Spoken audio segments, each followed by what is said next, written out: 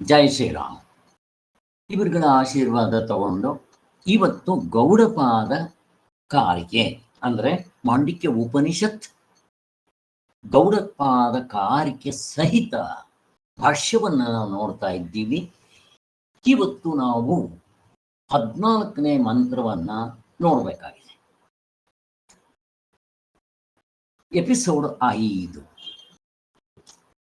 ಇಲ್ಲಿ ಹಿಂದೆ ಆಗದ್ದನ್ನು ಮೇಲ್ಕಾಕೊಂಡು ಹೋಗ್ಬೇಕಲ್ವಾ. 14ನೇ ಮಂತ್ರ ತುಂಬಾ ಸುಲಭವಾಗಿದೆ. ಭಾಷ್ಯದಲ್ಲಿ ನಮ್ಗೆ ಅಷ್ಟು ಕಷ್ಟ ಆಗಲ್ಲ.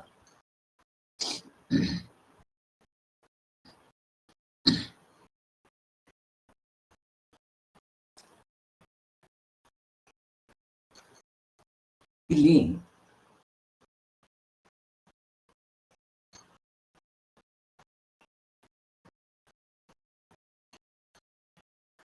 ಒಂದನೇ ಮಂತ್ರದಿಂದ ಹೋಗ್ತೀನಿ ನೋಡ್ರಿ. ತುಂಬಾ ಬೇಗ ಹೋಗ್ತೀನಿ. ನೀವು ಪುಸ್ತಕ ಇದ್ರೆ ಬೇಕಾದ್ರೆ ನೋಡ್ಕೊಳ್ರಿ. 1ನೇ ಮಂತ್ರದಲ್ಲಿ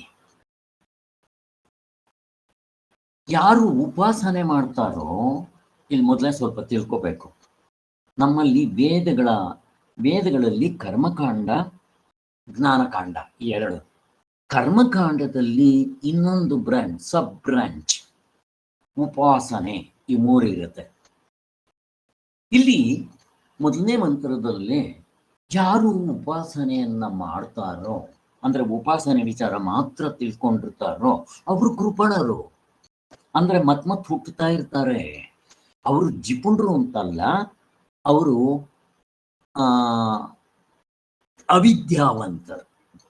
ಅವಿದ್ಯಾವಂತರು ಅಂತಂದ್ರೆ ಜ್ಞಾನಿಗಳಿಗೆ ಹೋಲಿಸಿ ಅವಿದ್ಯಾವಂತರು, ಕರ್ಮಕಾಂಡದವ್ರಿಗೆ ಹೋಲಿಸಿದ್ರೆ ಗ್ರೇಟ್ ಅಂತ ತಗೋಬೇಕು. 1ನೇ ಮಂತ್ರದಲ್ಲಿ ಅದನ್ನು ಹೇಳಿದ್ರು. ಅಲ್ಲಿಗೆ 2ನೇ ಮಂತ್ರದಲ್ಲಿ ಏನು ಹೇಳಿದ್ರು? 2ನೇ ಮಂತ್ರದಲ್ಲಿ ಯಾರು ಹುಟ್ಟಿಲ್ಲದ, ಸಾವಿಲ್ಲದ ಮತ್ತೆ ಸಮತೆಯಿಂದ ಇರುವಂಥದ್ದನ್ನ, ಎಲ್ಲರಲ್ಲೂ ಸಮವಾಗಿರುವಂಥವನ್ನ ಕಂಡ್ಕೊಂತಾರೋ, ಬ್ರಹ್ಮ ಆತ್ಮ ನಿಜವ ಸ್ವರೂಪ, ಅವರು ಕೃಪಣರಲ್ಲ, ಅಕೃಪಣರು. ಅಂದ್ರೆ ಜ್ಞಾನಿಗಳು, ಮುಕ್ತರ ವಿಚಾರ ಹೇಳ್ತಾ ಇದ್ದಾರೆ 2ನೇ ಮಂತ್ರದಲ್ಲಿ.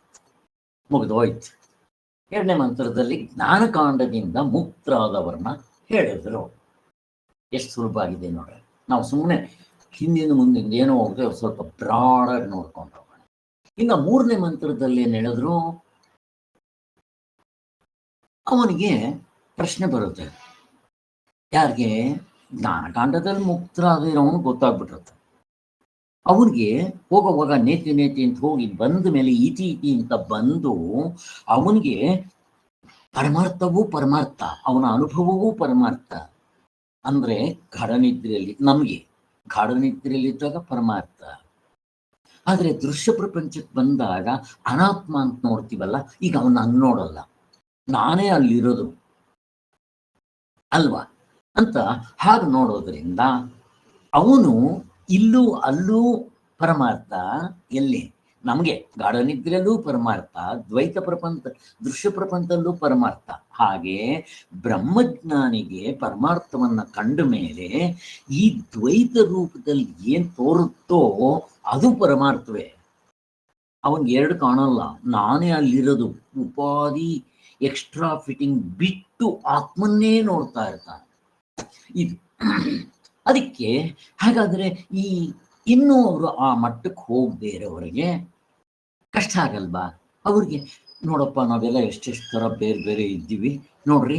ಬ್ರಹ್ಮನಿಂದ ಹಿಡಿದು ಸ್ತಂಭದವರೆಗೂ ಎಷ್ಟು ವ್ಯತ್ಯಾಸ ಇದೆ. ಇವರಿಗೆಲ್ಲ ಇಷ್ಟು ವ್ಯತ್ಯಾಸ ಇದ್ರೆ ನಾವು ಒಂದೇ ಹೆಂಗಾಗುತ್ತೆ? ಆತ್ಮ ಕಂಡ್ಕೊಂಡಿಲ್ಲ ಅವರು.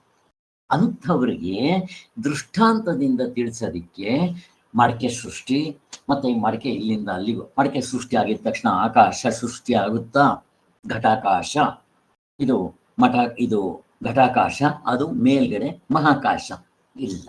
ಹಾಗೆ ಇದು ಆ ಕಡೆಗೆ ಹೋದ್ರೆ ಆಕಾಶ ಅಲ್ಲಿಗೆ ಹೋಗುತ್ತೇನೋ, ಅಲ್ಲಿಂದ ಇಲ್ಲಿಗೆ ಬಂದ್ರೆ ಆಕಾಶ ಇಲ್ಲಿಗೆ ಬರುತ್ತೇನೋ, ಮತ್ತಿದು ಹೊಡೆದೋಗ್ಬಿಟ್ರೆ ಆ ಮಹಾಕಾಶ ಸತ್ತೋಗುತ್ತೇನೋ? ಇಲ್ಲ. ದೃಷ್ಟಾಂತ ಚೆನ್ನಾಗಿ ಮೆಲ್ಕಾಕ್ಬೇಕು. ಮತ್ತೆ ಒಂದರಲ್ಲಿ ಗಂಧ ಹಚ್ಚಿದ್ರೆ ಹಾಗಾದ್ರೆ ಅಲ್ಲಿ ಆ ಮಡಿಕೆನಲ್ಲಿ ಸುವಾಸನೆ ಇರುತ್ತೆ ಅಂದ್ರೆ ಆ ಮೇಲ್ಗಡೆ ಇರೋ ಆಕಾಶಕ್ಕೆ ಗಂಧದ ಏನಾದರೂ ಅಂಟು ಗೊತ್ತಾಗುತ್ತೇನೋ, ಸಗಣಿ ಸುಟ್ರೆ ಸಗಣಿ ಏನಾದರೂ ಅದಕ್ಕೆ ಅಂಟ್ಕೊಳ್ಳುತ್ತೇನೋ, ಇಲ್ಲ. ಹೇಗಿದೆ ಅಂತ ಅವನಿಗೆ ಅರ್ಥ ಆಗಲಿಕ್ಕೆ ಈ ದೃಷ್ಟಾಂತವನ್ನ ಕೊಟ್ಟರು. ಮತ್ತೆ ಹಾಗಾದ್ರೆ ಒಬ್ಬನೇ ಇರಬೇಕು, ಸಾವಿರಾರು ಜನ ಇರಬೇಕಾದ್ರೆ ಕಾರಣ ಏನು ಅಂದಾಗ, ಏನೂ ಇಲ್ಲಪ್ಪ, ನೀನು 100 ಮಡಕೆಗಳು ಇಟ್ಬಿಡು, 100 ಮಹಾಕಾಶಗಳಾಗ್ಬಿಡುತ್ತೆ, ಘಟಾಕಾಶಗಳು. 10 ಇಡು, 10. ಒಂದರಲ್ಲಿ ನೀನು ನೀರು ತಿರುಗಿಸು, ಆ ಸೂರ್ಯ ಅದರಲ್ಲಿ ತಿರುಗ್ತಾ ಇರ್ತಾನೆ, ಮಿಕ್ಕಿರೋದ್ರಲ್ಲಿ ತಿರುಗೋಲ್ಲ. ಇದೇನ್ ತೋರಿಸುತ್ತೆ? ಪ್ರಶ್ನೆ ಕೇಳ್ತಾ ಇದ್ದೀನಿ. ಇದೇನ್ ತೋರಿಸುತ್ತೆ? ನಾನು ದೃಷ್ಟಾಂತ ಕೊಟ್ಟಿರೋದು, ಈಗ ನಾನು ನೀರು ತಿರುಗಿಸ್ದೆ, ಅದೇನ್ ತೋರಿಸುತ್ತೆ? ಅಥವಾ ಗಂಧ ಹಚ್ಚಿದೆ, ಅಥವಾ ಸಗಣಿ ಹಚ್ಚಿದೆ, ಇದು ಯಾವುದಕ್ಕೋಸ್ಕರ ಹೇಳಕ್ ಬಂದ್ರು? ನಾನು ಅಲ್ಲಲ್ಲಿ ಪ್ರಶ್ನೆ ಕೇಳ್ತೇನೆ.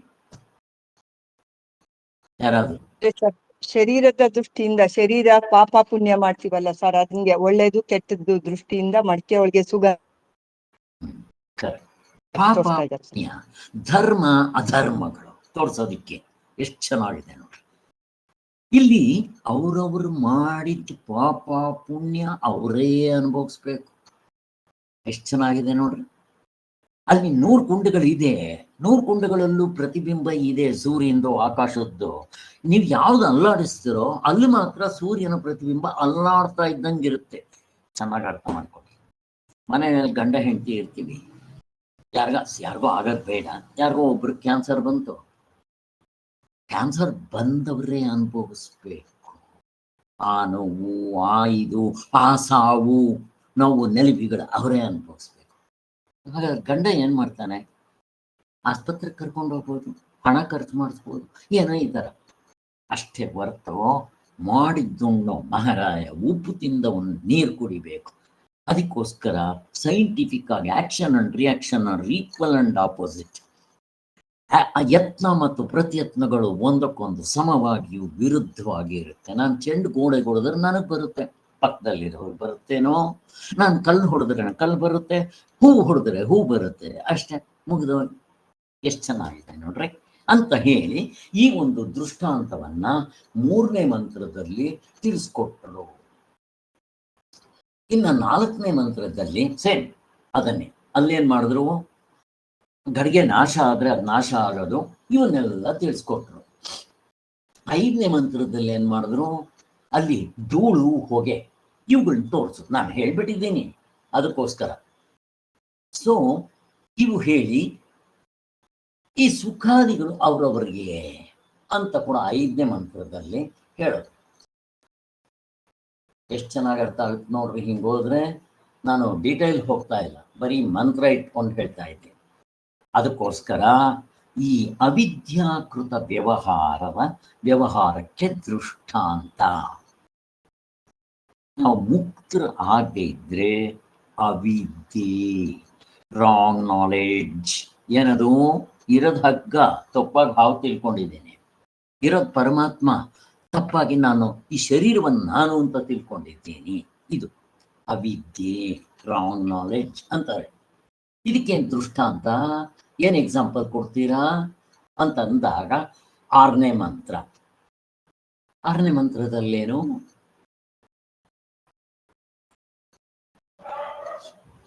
ರೂಪ, ಕಾರ್ಯ, ಹೆಸರು ಅಷ್ಟು ಮಾತ್ರ ಹೇಳಿದ್ದಾರೆ. ಅಂದ್ರೆ ಈ ದೃಶ್ಯ ಪ್ರಪಂಚ ಅಂದ್ರೆ ಎಚ್ಚರ ಕನಸಿನಲ್ಲಿ ಏನಿದೆಯೋ, ಅಥವಾ ದೇವತೆಗಳಿಂದ ಹಿಡಿದು ಆ ಬ್ರಹ್ಮನಿಂದ ಸ್ತಂಭದವರೆಗೂ ಎಲ್ಲರಲ್ಲೂ ಕೂಡ ನನಗೆ ಕಾಣಿಸೋದು ಆತ್ಮ ಕಾಣೋಲ್ಲ, ಉಪಾಧಿಗಳು ಮತ್ತೆ ಎಕ್ಸ್ಟ್ರಾ ಫಿಟ್ಟಿಂಗ್ ಇರೋ ಈ ಜೀವಪ್ಪಂದೇರು ಬೇರೆ ಬೇರೆಯವರು ಕಾಣ್ತಾ ಇರ್ತಾರೆ. ಇವರು ಹೇಗೆ? ಇವರಿಗೆ ಅದಕ್ಕೆ ನಾಮ ರೂಪ ಕ್ರಿಯಾಕಾರಕ ಫಲ ಭೋಗಗಳು ಹೇಗಿದೆ ನೋಡ್ರಿ. ಅವರವ್ರಿಗೆ ಬೇರೆ ಬೇರೆ ಹೆಸರುಗಳು, ಬೇರೆ ಬೇರೆ ರೂಪಗಳು, ಬೇರೆ ಬೇರೆ ಕಾರ್ಯಗಳು, ಅದರಲ್ಲೂ ಪುಣ್ಯ ಪಾಪ ಬೇರೆ ಬೇರೆ ಮಾಡ್ತಾರೋ, ಅದ್ರ ಜೊತೆಗೆ ಅವರವರೇ ಅನುಭವಿಸ್ಬೇಕು ಅಂತ ಹೇಳ್ತಾ ಇದ್ದಾರೆ 6ನೇ ಮಂತ್ರದಲ್ಲಿ. ಎಷ್ಟು ಚೆನ್ನಾಗಿದೆ ನೋಡ್ರಿ. ಅಲ್ಲಿಗೆ ಇವು ಸತ್ಯವಲ್ಲಪ್ಪ ಅಂತಾರೆ. ಹೇಗೆ? ವಾಚಾರಂಭಣಂ ವಿಕಾರೋ ನಾಮಧೇಯ ಮೃತ್ತಿಕೇತೇವ ಸತ್ಯಂ. ಮಣ್ಣೇ ಸತ್ಯ, ಮಡಕೆ ಕುಡಿಕೆ ಶ್ರಾವ ತಟ್ಟೆ ಅಂತ ನೀನ್ ಏನು ಹೇಳ್ತೀಯೋ, ಈ ದೃಶ್ಯ ಪ್ರಪಂಚದಲ್ಲಿರೋ ಇವಿಷ್ಟು ನಾಮ ರೂಪ ಕ್ರಿಯಾ ಕಾರಕ ಫಲ ಭೋಗಗಳು ಅಂತ ಏನ್ ಹೇಳ್ತೀಯೋ ಅವು ವಾಚಾರಂಭಣ, ಬರೀ ಬಾಯಿ ಮಾತು. ವಿಕಾರೋ ಎಲ್ಲ ಬದಲಾವಣೆ ಆಗುತ್ತೆ. ಮತ್ತೇನು? ನಾಮಧೇಯ, ನಾಮ ರೂಪ ಕ್ರಿಯಾ ಅದನ್ನು ಭೋಗಿಸುತ್ತೆ. ಅದಕ್ಕೋಸ್ಕರನೇ ಈ ದೃಶ್ಯ ಪ್ರಪಂಚದಲ್ಲಿ ಇಲ್ಲಿ ನಾನು ಗಾಢನಿದ್ರೆಯಲ್ಲಿದ್ದ ಬರೀ ಆತ್ಮನಾಗಿರ್ತೀನಿ. ಕಣ್ಬಿಟ್ಟು ಎಚ್ಚರಕ್ಕೆ ಬಂದಿದ ತಕ್ಷಣ, ಪ್ರತಿದಿನ ಎಚ್ಚರಕ್ಕೆ ಬಂದಿದ ತಕ್ಷಣ ಆತ್ಮ ಅನಾತ್ಮಗಳ ಕಲಬೆರಕೆ, ಒರಿಜಿನಲ್ ಐ ಡೂಪ್ಲಿಕೇಟ್ ಐ ಕಲಬೆರಕೆ, ನಾನು ನನ್ನದು ಕಲಬೆರಕೆ, ಆತ್ಮ ಅನಾತ್ಮಗಳ ಕಲಬೆರಕೆ, ಪ್ರಕೃತಿ ಪುರುಷರ ಕಲಬೆರಕೆ. ನೀವೇನ್ ಬೇಕಾದ್ರೂ ಮಾಡ್ಕೊಳ್ರಿ, ಎಲ್ಲ ಒಂದೇ ಅರ್ಥ. ಒಂದೊಂದು ಕಡೆ ಒಂದು ಹೇಳ್ತಾರೆ. 13ನೇ ಅಧ್ಯಾಯದಲ್ಲಿ ಪ್ರಕೃತಿ ಪುರುಷ ಅಂತಾರೆ, 2ನೇ ಅಧ್ಯಾಯದಲ್ಲಿ ಆತ್ಮ ಅನಾತ್ಮಗಳು ಹೇಳ್ತಾರೆ. ಅದಕ್ಕೆ ನಾವು ತಿಳ್ಕೊಂಡ್ಬಿಟ್ರೆ ಕರೆಕ್ಟಾಗಿ ಅರ್ಥ ನಮಗೆ ಸ್ಪಷ್ಟವಾಗಿ ಅರ್ಥ ಆಗ್ತಾರೆ. ಹಿಂಗೆ ಚಿಂತನೆ ಮಾಡಬೇಕು. ಇದು ಯಾತ್ರೆಯಿಂದ ಬರುತ್ತೆ ಗೊತ್ತಾ? ಸ್ವಾಮಿಗಳು ಪುಸ್ತಕಗಳು ಓದೋದ್ರಿಂದ. ಹಾಯ್, ನನಗೆ ಬಂದಿರೋದಂತೂ ಭಾಷ್ಯ ಓದಿರೋದ್ರಿಂದ ಅಲ್ಲ. ನನಗೆ ಸ್ವಾಮಿಗಳು ಪುಸ್ತಕಗಳು ಓದಿದ್ದೀನಿ, ಭಾಷ್ಯನೂ ಓದ್ತೀನಿ. ನಾನು ಓದಿರೋದು ಭಾಷ್ಯ ತುಂಬ ಕಡಿಮೆ. ಬಟ್ ಈಗ ಭಾಷ್ಯಗಳು ಕೂಡ ನನಗೆ ಸುಳಿದ ಬಾಳೆಹಣ್ಣಂಗೆ ಆಗ್ತಾ ಇದೆ. ಈ ಕಾರಿಕೆ ನಾನು ಓದ್ತಾ ಇದ್ದೀನಿ, ಎಷ್ಟು ಓದೋದ್ರು ಅಯ್ಯೋ ಕಾರಿಕೆನೂ ಚೆನ್ನಾಗಿದೆಯಲ್ಲ, ಅರ್ಥ ಆಗ್ತಾ ಇದೆ. ಅದಕ್ಕೆ ಅವ್ರ ಪುಸ್ತಕಗಳನ್ನ ಫಸ್ಟ್ 100 ಸಲ ಓದಿ, ಆಮೇಲೆ ನೋಡ್ರಿ ಕಾರಿಕೆ ಜೊತೆದಲ್ಲೇ ಓದ್ತೀನಿ ನಾನು ಯಾವತ್ತೂ ಅಷ್ಟೇ. ಇದು ಹೋಗಿದ ತಕ್ಷಣ ಅದೊಂದ್ಸಾರಿ ಎಷ್ಟು ಅರ್ಥ ಆಗುತ್ತೋ ಆಗಲಿ ಓದಬೇಕು. ಈಗ ನೋಡ್ರಿ ನಾನು ಮಾಡ್ತಾ ಇರೋದು ಭಾಷ್ಯ ಎಷ್ಟು ಸುಲಭವಾಗಿ ಅರ್ಥ ಆಗ್ತದೆ. ಆದ್ದರಿಂದ ಇಲ್ಲಿ ಅವುಗಳನ್ನೆಲ್ಲ ದೃಶ್ಯ ಪ್ರಪಂಚದಲ್ಲಿ ಏನೇನು ಕಾಣುತ್ತೋ ಇವು ಬರೀ ವಾಚಾರಂಭಣ ವಿಕಾರೋ ನಾಮಧೇಯ. ಅದಕ್ಕೋಸ್ಕರ ಇಲ್ಲಿರೋದು ಸತ್ಯ ಅಲ್ಲ.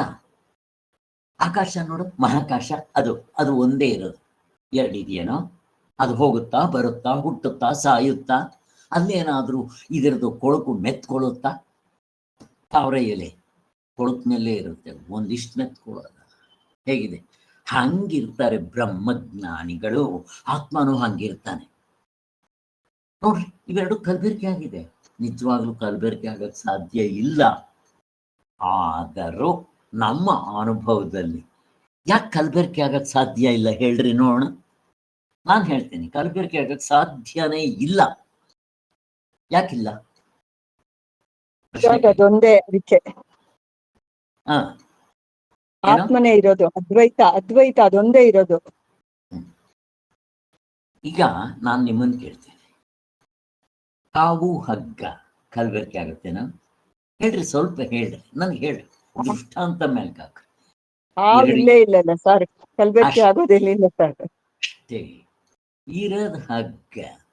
ನೀನ್ ತಪ್ಪಾಗಿ ಹಾವು ಅಂತ ಮಾಡ್ಕೊಂಡಿದ್ದೆ, ನೀನ್ ತಪ್ಪಾಗಿ ಮಾಡ್ಕೊಂಡ್ರೆ ನೀನ್ ಮಾಡ್ಕೊಂಡ್ಬಿಟ್ರೆ ಇರ್ಬೇಕಲ್ಲ. ಅದರಿಂದ ವಿಚಾರ ಮಾಡು. ಈಗಲೇ ಇಲ್ಲ ಯಾವುದು ಶರೀರ ಹೇಗಿದೆ ನೋಡ್ರಿ, ಹೆಂಗ್ ತಗೊಂಡ್ಬರ್ತಾರೆ. ಆದ್ರಿಂದ ಈಗ 2 ಇದೆಯೇನಪ್ಪ, ಹಾವು ಹಗ್ಗ ಇಲ್ಲ. ಅದರಿಂದ ಕಲಬೆರಕೆ ಆಗಕ್ಕೆ ಸಾಧ್ಯನೇ ಇಲ್ಲ. ಈಗ ಕತ್ಲೆ ಬೆಳಕು ಕಲಬೆರಕೆ ಆಗಿದೆ ಹೇಳ್ರಿ ನೋಡೋಣ. ಅಪ್ರಾಣೆಗೂ ಆಗಲ್ಲ. ನೀವು ಕತ್ಲೆ ಅಂತ ಮಾಡ್ಕೊಂಡಿದ್ದೀರಾ ಅಷ್ಟೇ.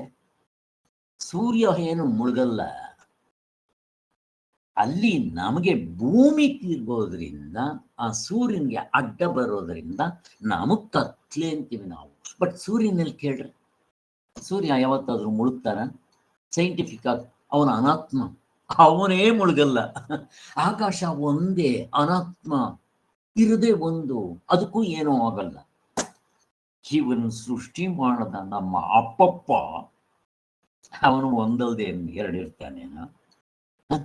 ಅನಾತ್ಮದಲ್ಲೇ ನಮಗೆ ದೃಷ್ಟಾಂತಗಳಿದೆ. ಈಗ ಚಿನ್ನ ಒಡವೆ. ಎಲ್ಲಿ ಕಲ್ಬೇಕೆ ಮಾಡ್ರಿ ನೋಡೋಣ, ಮಾಡ್ರಿ ನೋಡೋಣ.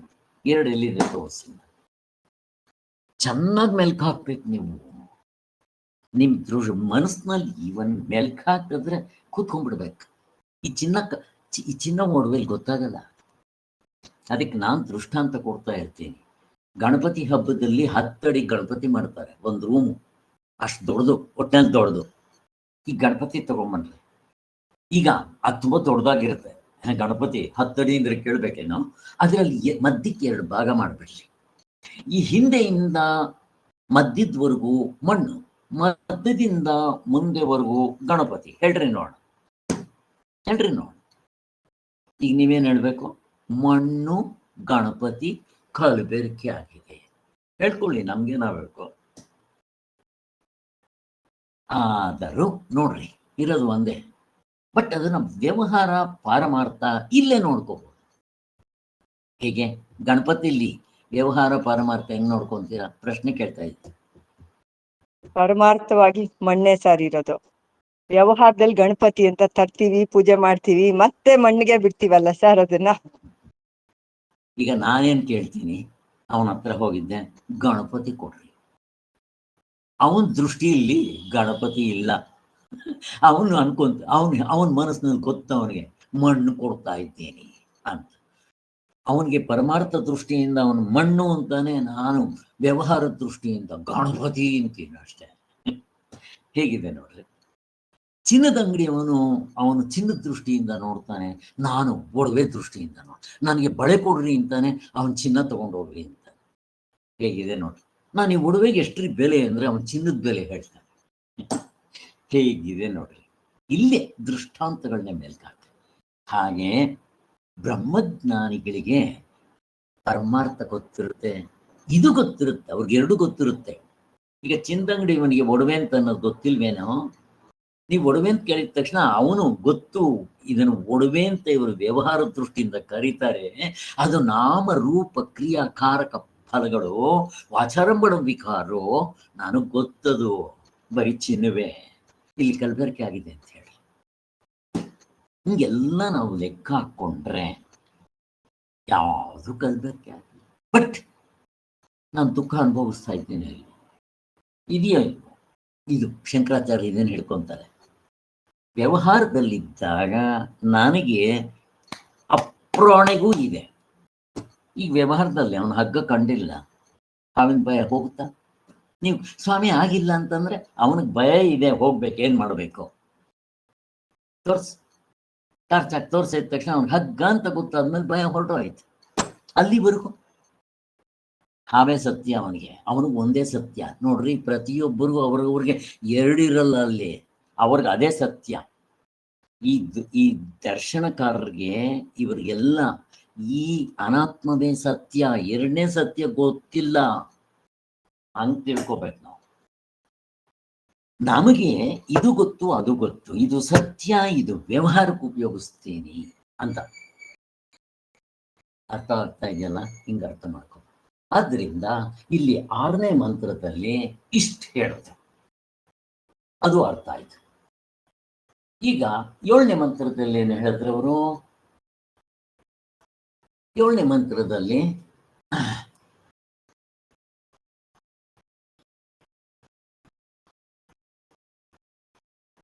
ಗಡಿಗೆಯ ಆಕಾಶ, ಮೇಲ್ಗಡೆ ಇರೋ ಮಹಾಕಾಶ, ಗಡಿಗೆಯಲ್ಲಿರೋ ಘಟಾಕಾಶ.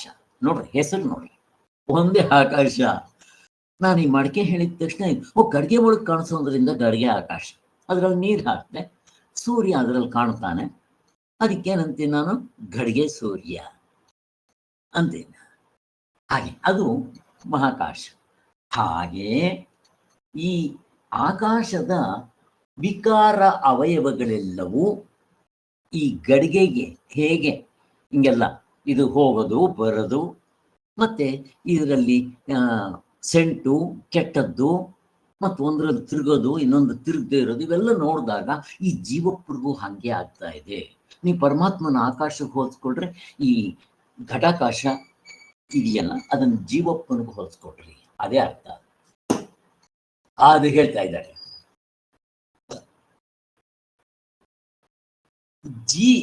ಎಂದಿಗೂ ಆತ್ಮನ ವಿಕಾರ ಆಗೋದಿಲ್ಲ. ಅಂದ್ರೆ ಈ ಗಡಿಗೆನಲ್ಲಿರೋದಕ್ಕೆ ವಿಕಾರ ಆದ್ರೆ ಆ ಮೇಲ್ಗಡೆ ಇರೋದಕ್ಕೆ ಏನಾದ್ರೂ ವಿಕಾರ ಆಗುತ್ತೇನೋ, ಅಂದ್ರೆ ಏನಾದ್ರೂ ಅಂಟುತ್ತಾ ಅಂತ, ಅಂಟೋದಿಲ್ಲ. ಹೇಗಿದೆ ನೋಡ್ರಿ, ಪಿಕ್ಚರ್ನಲ್ಲಿ ಸ್ಕ್ರೀನ್ ಮೇಲೆ ಆ ಸ್ಕ್ರೀನ್ಗೆ ಏನಾದರೂ ಅಂಟ್ಕೊಳ್ಳುತ್ತಾ, ರಕ್ತದ ಕಲೆ ಆಗುತ್ತಾ, ಬೆಂಕಿ ಸುಟ್ಟಿದ್ದು ಹೊಗೆ ಬರೋದೇನಾದ್ರೂ ಆಗುತ್ತೇನೋ? ನೆವರ್. ಹಾಗೆ ನಮ್ಮ ಆತ್ಮನಿಗೆ ಏನೋ ಆಗಲ್ಲ. ಅದಕ್ಕೆ ವೀರಪ್ಪನಾಗಿರಲಿ, ನಿದ್ದೆಗೆ ಹೋಗಿದ ತಕ್ಷಣ ಅವನು ಆತ್ಮನಾಗಿರ್ತಾನೆ. ಅಲ್ಲಿ ಯಾವ ಅಂಟು ಇರಲ್ಲ. ಅವನಿಗೆ ಅನ್ನಿಸ್ಬಿಡ್ಲಿ ನೋಡೋಣ, ನಾನು ಇಷ್ಟು ಕೊಲೆಗಳು ಮಾಡಿದ್ದೀನಿ, ಇಷ್ಟು ಕೆಟ್ಟವನು ಮಾಡಿದ್ದೀನಿ ಅಂತ ಅಲ್ಲ, ಅನ್ಸೋದಿಲ್ಲ. ಆತ್ಮನಾಗಿರ್ತಾನೆ, ಇಷ್ಟೇ. ಆದ್ದರಿಂದ ಈ ಜೀವನ ಸಂಸಾರವು ಪರಮಾರ್ಥವಲ್ಲ. ನಾವು ಈ ಜೀವ ಅನ್ಕೊಂಡಿದ್ದೀವಲ್ಲ, ನಾನ್ ಬೇರೆ ನೀನ್ ಬೇರೆ, ಗಂಡಸು ಹೆಂಗಸು, ನಪುಂಸಕ, ಶ್ರೀಮಂತ ಬಡವ, ಮತ್ತೆ ಸುಂದರ ಕುರೂಪಿ, ಬುದ್ಧಿವಂತ ದಡ್ಡ, ಆರೋಗ್ಯವಂತ ರೋಗಿಷ್ಠ ಅಂತ ನಾವು ಮಾಡ್ಕೊಂಡಿದ್ದೀವಿ. ಆದ್ದರಿಂದ ಇವುಗಳು ಪರಮಾರ್ಥವಲ್ಲ. ಮತ್ತೇನು? ವಾಚಾರಂಭಣ ವಿಕಾರ ನಾಮದೇ ಹೋಗಿದೋಯ್ತು ಅಂತ ಹೇಳ್ತಾ ಇದ್ದಾರೆ. ಇನ್ನ 8ನೇ ಮಂತ್ರದಲ್ಲಿ ಏನ್ ಹೇಳ್ತಾರೆ? ಎಲ್ಲ ಇದ್ರದ್ದೇ ಕೊಡ್ತಾ ಇದ್ದಾರೆ. ಈ ಮಕ್ಕಳಿಗೆ ಆಕಾಶ ತೋರಿಸೋದು ಏನಂತಾರೆ? ಅಪ್ಪ ನೀಲಿ ಬಣ್ಣ ಇದೆ, ಅದು ಪಾತ್ರೆ ಬಾರಲಾಗ್ತಂಗಿದೆ, ಕೊಪ್ಪರಿಗೆ ಹಂಗಿದೆ ಅಂತಾರ. ಮಲಿನವಾಗ್ಬಿಟ್ಟಿದೆ ಆಕಾಶ, ನೀಲಿ ಬಣ್ಣ ಇದೆ. ಯಾರಿಗೆ? ಮಕ್ಕಳಿಗೆ. ಯಾಕೆ ಹೇಳ್ತಾ ಇದ್ದಾರೆ ಇದು? ಹಾಗೆ ನಮಗಳಿಗೆ ಯಾರು ಇನ್ನು ಜ್ಞಾನವನ್ನ ತಿಳ್ಕೊಂಡಿಲ್ಲೋ ಅವರು ಆತ್ಮನು ಕೊಳಕಾಗಿದ್ದಾನೆ ಅಂತಾರೆ. ಜೀವ ಕೊಳಕಾಗಿರೋದು ಅಂದ್ರೆ ಅವನ ಮನಸ್ಸು, ಬುದ್ಧಿ, ಚಿತ್ತ, ಅಹಂಕಾರ, ಶರೀರ, ಕಾಯ, ವಾಚ, ಮನಸ್ಸ ಎಲ್ಲ ಕೊಳಕು ಮಾಡ್ಕೊಂಡು ಕೂತಿದ್ದಾನೆ. ಇವನೇನಂತಾನೆ? ಆತ್ಮನ ಕೊಳಕಾಗಿದ್ದಾನೆ ಅಂತ, ನಾನು ಕೊಳಕಾಗಿದ್ದೀನಿ ಅಂತ ಬಿಡಿಸ್ಕೊಂಡಿಲ್ಲ. ಅದನ್ನು ಹೇಳ್ತಾ ಇದ್ದಾರೆ. ಹಿಂದೆ ಕೂಡ ಆಕಾಶಕ್ಕೆ ಧೂಳು, ಹೊಗೆ ಇದ್ರ ಬಗ್ಗೆ ಎಲ್ಲ ಹೇಳಿದ್ವಿ. ಹಾಗೆ ಯಾವಾಗ ನಾವು ಇವುಗಳನ್ನ ಬಿಡಿಸ್ಕೊಂತೀವೋ, ಪ್ರತ್ಯೇಕಾತ್ಮ ಮತ್ತೆ ಜೀವಾತ್ಮ ಇವ್ರನ್ನ ನಾವು ಬಿಡಿಸ್ಕೊಂಡಾಗ ಈ ಕೊಳಕಿಲ್ಲ ಅಂತ ಸ್ಪಷ್ಟವಾಗಿ ಗೊತ್ತಾಗುತ್ತೆ. ಹೀಗೆ ಇನ್ನ 9ನೇ ಮಂತ್ರದಲ್ಲಿ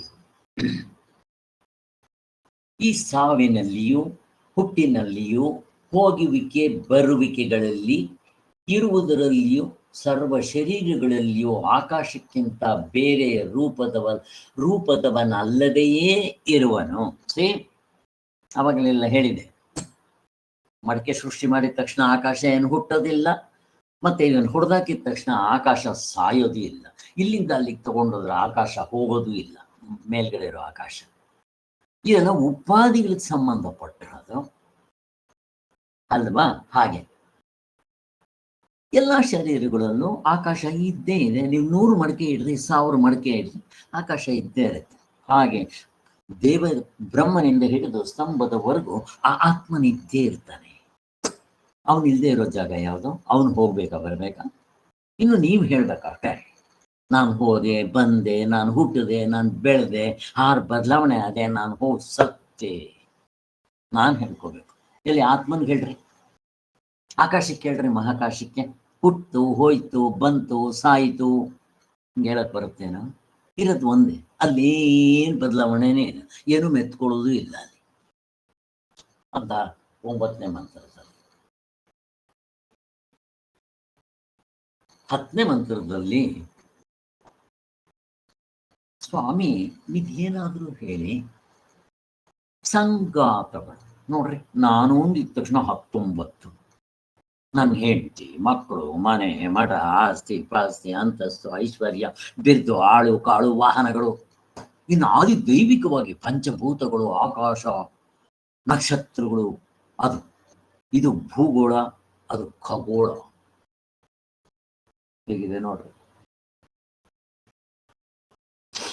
ಎಲ್ಲಿ ಎಷ್ಟೆಷ್ಟು ಬೇರೆ ಬೇರೆ ಇದೆ ನೋಡ್ರಿ. ಅಲ್ಲಿ ಅದರಲ್ಲೂ ಈ ತರ ಭೂಗೋಳ ಒಂದಿದ್ರೆ ಅಂತ 9 ಗ್ರಹಗಳು ಬೇರೆ, ಅದು ಬೇರೆ. ಚಂದ್ರಲೋಕನಂತೆ, ಸೂರ್ಯಲೋಕನಂತೆ, ಆ ಲೋಕ ಈ ಲೋಕ ಒಂದ ಎರಡು, ಬಟ್ ಆಕಾಶ ಒಂದೇ, ಎಲ್ಲದಕ್ಕೂ ಅವಕಾಶ ಮಾಡಿಕೊಟ್ಟಿದೆ ಅಂತ ಹೇಳ್ತಾ ಇದ್ದಾರಲ್ಲ ಹಾಗೆ.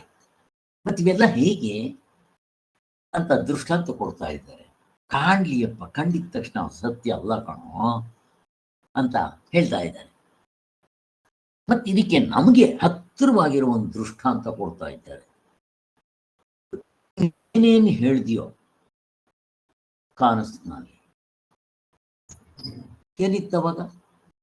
ಅವಾಗಲೂ ಕೂಡ ಆದಿ ದೈವಿಕ ಇತ್ತು. ಫಸ್ಟ್ ಆಫ್ ಆಲ್ ಆಧ್ಯಾತ್ಮಿಕವಾಗಿ ನೀನು ಅಲ್ಲಿ ಭಿಕ್ಷುಕನಾಗಿದ್ದೆ. ಆದಿ ಭೌತಿಕ, ನೀನು ಹೆಂಡತಿ ಮಕ್ಕಳು ಮನೆ ಮಠ ಇದ್ರು, ಪಂಚಭೂತಗಳಿತ್ತು. ಆದಿ ದೈವಿಕವಾಗಿ ಸೂರ್ಯ ಚಂದ್ರ ನಕ್ಷತ್ರಗಳು ಅಲ್ಲೂ ಇತ್ತು. ಮಠ ಮಧ್ಯಾಹ್ನ ಭಿಕ್ಷೆ ಎತ್ಕೊಂಡು ಹೋಗ್ತಾ ಇದೀಯ. 1 ವಾರದಿಂದ ಭಿಕ್ಷೆ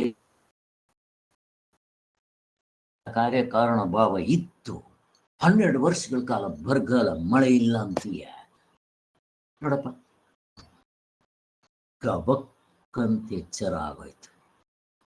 ಎಚ್ಚರ ಆಗಿದ ತಕ್ಷಣ ಈಗ ಹೇಳು, ಎಲ್ಲ ಬರೀ ಸುಳ್ಳು. ಕನಸು ಕಾಣುವಾಗ 12 ವರ್ಷದಿಂದ ಬರಗಾಲ, 1 ವಾರದಿಂದ ನನಗೆ ಆಹಾರ ಸಿಕ್ಕಿಲ್ಲ ಅಂತ ಹೇಳಿ ಮನೆಗೂ ಭಿಕ್ಷಾಂದೇಹಿ ಅಂತ ಹೇಳ್ತಾ ಇದೆಯಲ್ಲ, ಅದು ಸತ್ಯವೋ ಅಲ್ವೋ? ಅವಾಗ ಕರೆಕ್ಟು ಸತ್ಯ ಇದ್ದಂಗೆ ಇದ್ರಿ. ಹಾಗೆ ನೀನು ಆತ್ಮನ್ ತಿಳ್ಕೊಳ್ಳದೆ ಇದ್ರೆ ಈ ಪ್ರಪಂಚ ಹೀಗೇ ಸತ್ಯವಾಗಿರುತ್ತೆ, ಏನೇನೋ ಮಾಡೋದು. ಹೇಗಿದೆ ನೋಡ್ರಿ, ಅದನ್ನು ಹೇಳ್ತಾ ಇದ್ದಾರೆ. ನಮ್ಮ ದೃಷ್ಟಾಂತದಲ್ಲಿ ತೋರಿಸ್ಬಿಟ್ರು. ಇದಕ್ಕಿಂತ ಇನ್ನೇನು ಬೇಕು ನಿಮಗೆ? ನಂಬ್ಕೋಬೇಕೇನಾ? ಏನ್ ಸ್ವಾಮಿ ಮೊದ್ಲು ಎತ್ಕೊಂತಾನೆ ಕಾಕಮ್ಮನ ಕತೆ, ಗೋವಮ್ಮನ ಕತೆ ಏನೇನೋ ಹೇಳ್ಬಿಟ್ಟು ಆಕಾಶ, ಮಡಿಕೆ, ಕೊಡಿಕೆ, ಸಗಣಿ, ಗಂಧ ಹೇಳ್ಬಿಟ್ಟು ನಮ್ಮನ್ನೇನು ಇದ್ ಮಾಡ್ತೀರಾ ಅಂದ್ರು. ಏನಿಲ್ಲ. ಈಗ ನೋಡ್ರಿ, ನಿಮ್ ನಿದ್ದೆ ತೋರಿಸಿದೆ. ಇದಕ್ಕಿಂತ ಇನ್ನೇನು ಅನುಭವ ತೋರಿಸ್ಬೇಕು ನಿಮ್ಗೆ? ಇನ್ನೇನ್ ಬೇಕು ಹೇಳ್ರಿ? ಮತ್ತಿದನ್ನ ಮಾಯೆ ಅಂದ್ರಪ್ಪ, ಮುಗಿದೋಯ್ತು. ಗಂಧರ್ವ ನಗರದಂತೆ ಕಂತೆ ಮೆಜಿಷಿಯನ್ ಅಂತೆ. ಮೆಜಿಷಿಯನ್ ಒಬ್ನೇ ಏನೇನೋ ಸೃಷ್ಟಿ ಮಾಡ್ತಾನೆ, ಯಾವುದು ಸತ್ಯವಲ್ಲ. ಮುಗಿದೋಯ್ತು.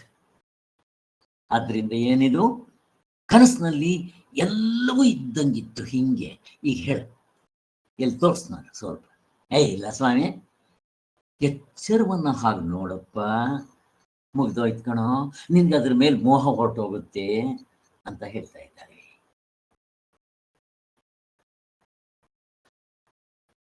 ನೋಡ್ರಿ, ದೃಷ್ಟಾಂತ ಇದು ಕೊಟ್ಬಿಟ್ರು. ಈ ಅನುಭವಕ್ಕಿಂತ ಇನ್ನೇನ್ ಮಾಡ್ತಿರ್ರಿ? 10ನೇ ಮಂತ್ರದಲ್ಲಿ ಅನುಭವದಿಂದ ತೋರಿಸ್ಬಿಟ್ರು. ಬರೀ ಬಾಯಿ ಮಾತಲ್ಲ, ಇನ್ನೇನ್ ಬೇಕು?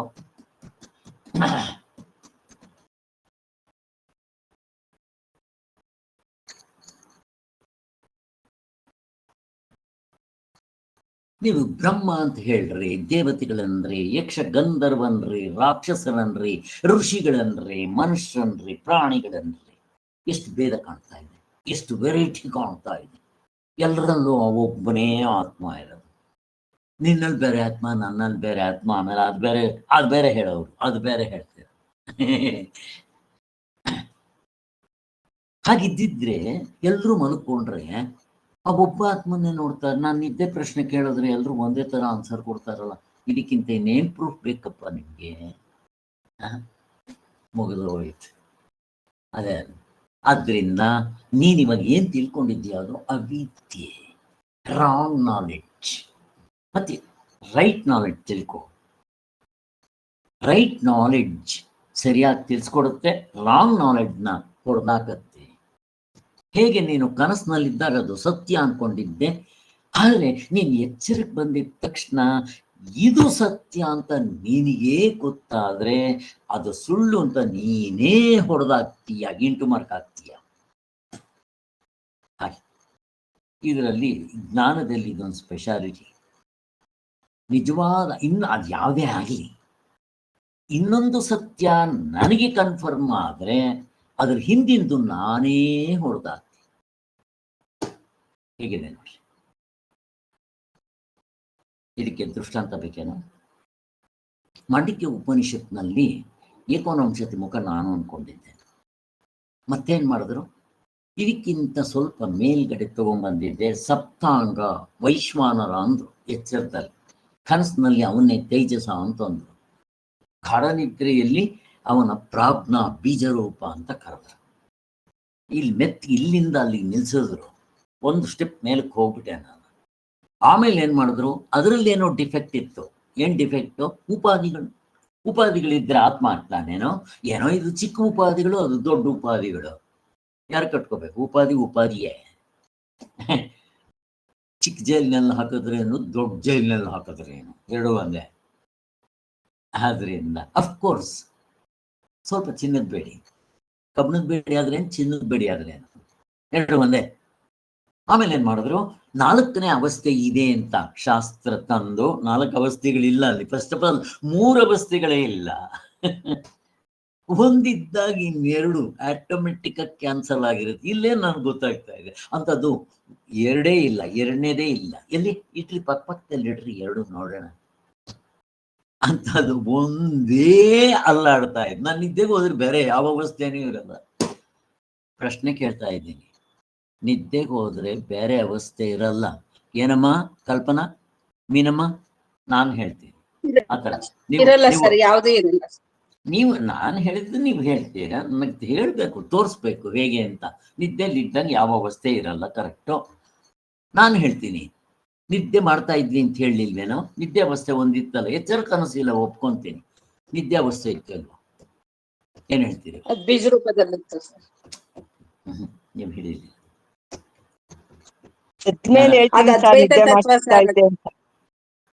ಒಂದ್ ನಿಮಿಷ, ಏನಮ್ಮ ಕಲ್ಪನೆ ಏನೋ ಹೇಳ್ತಾ ಇದ್ದೀರಿ, ಹೇಳಂಗಿದ್ರೆ ಹೇಳ್ರಿ.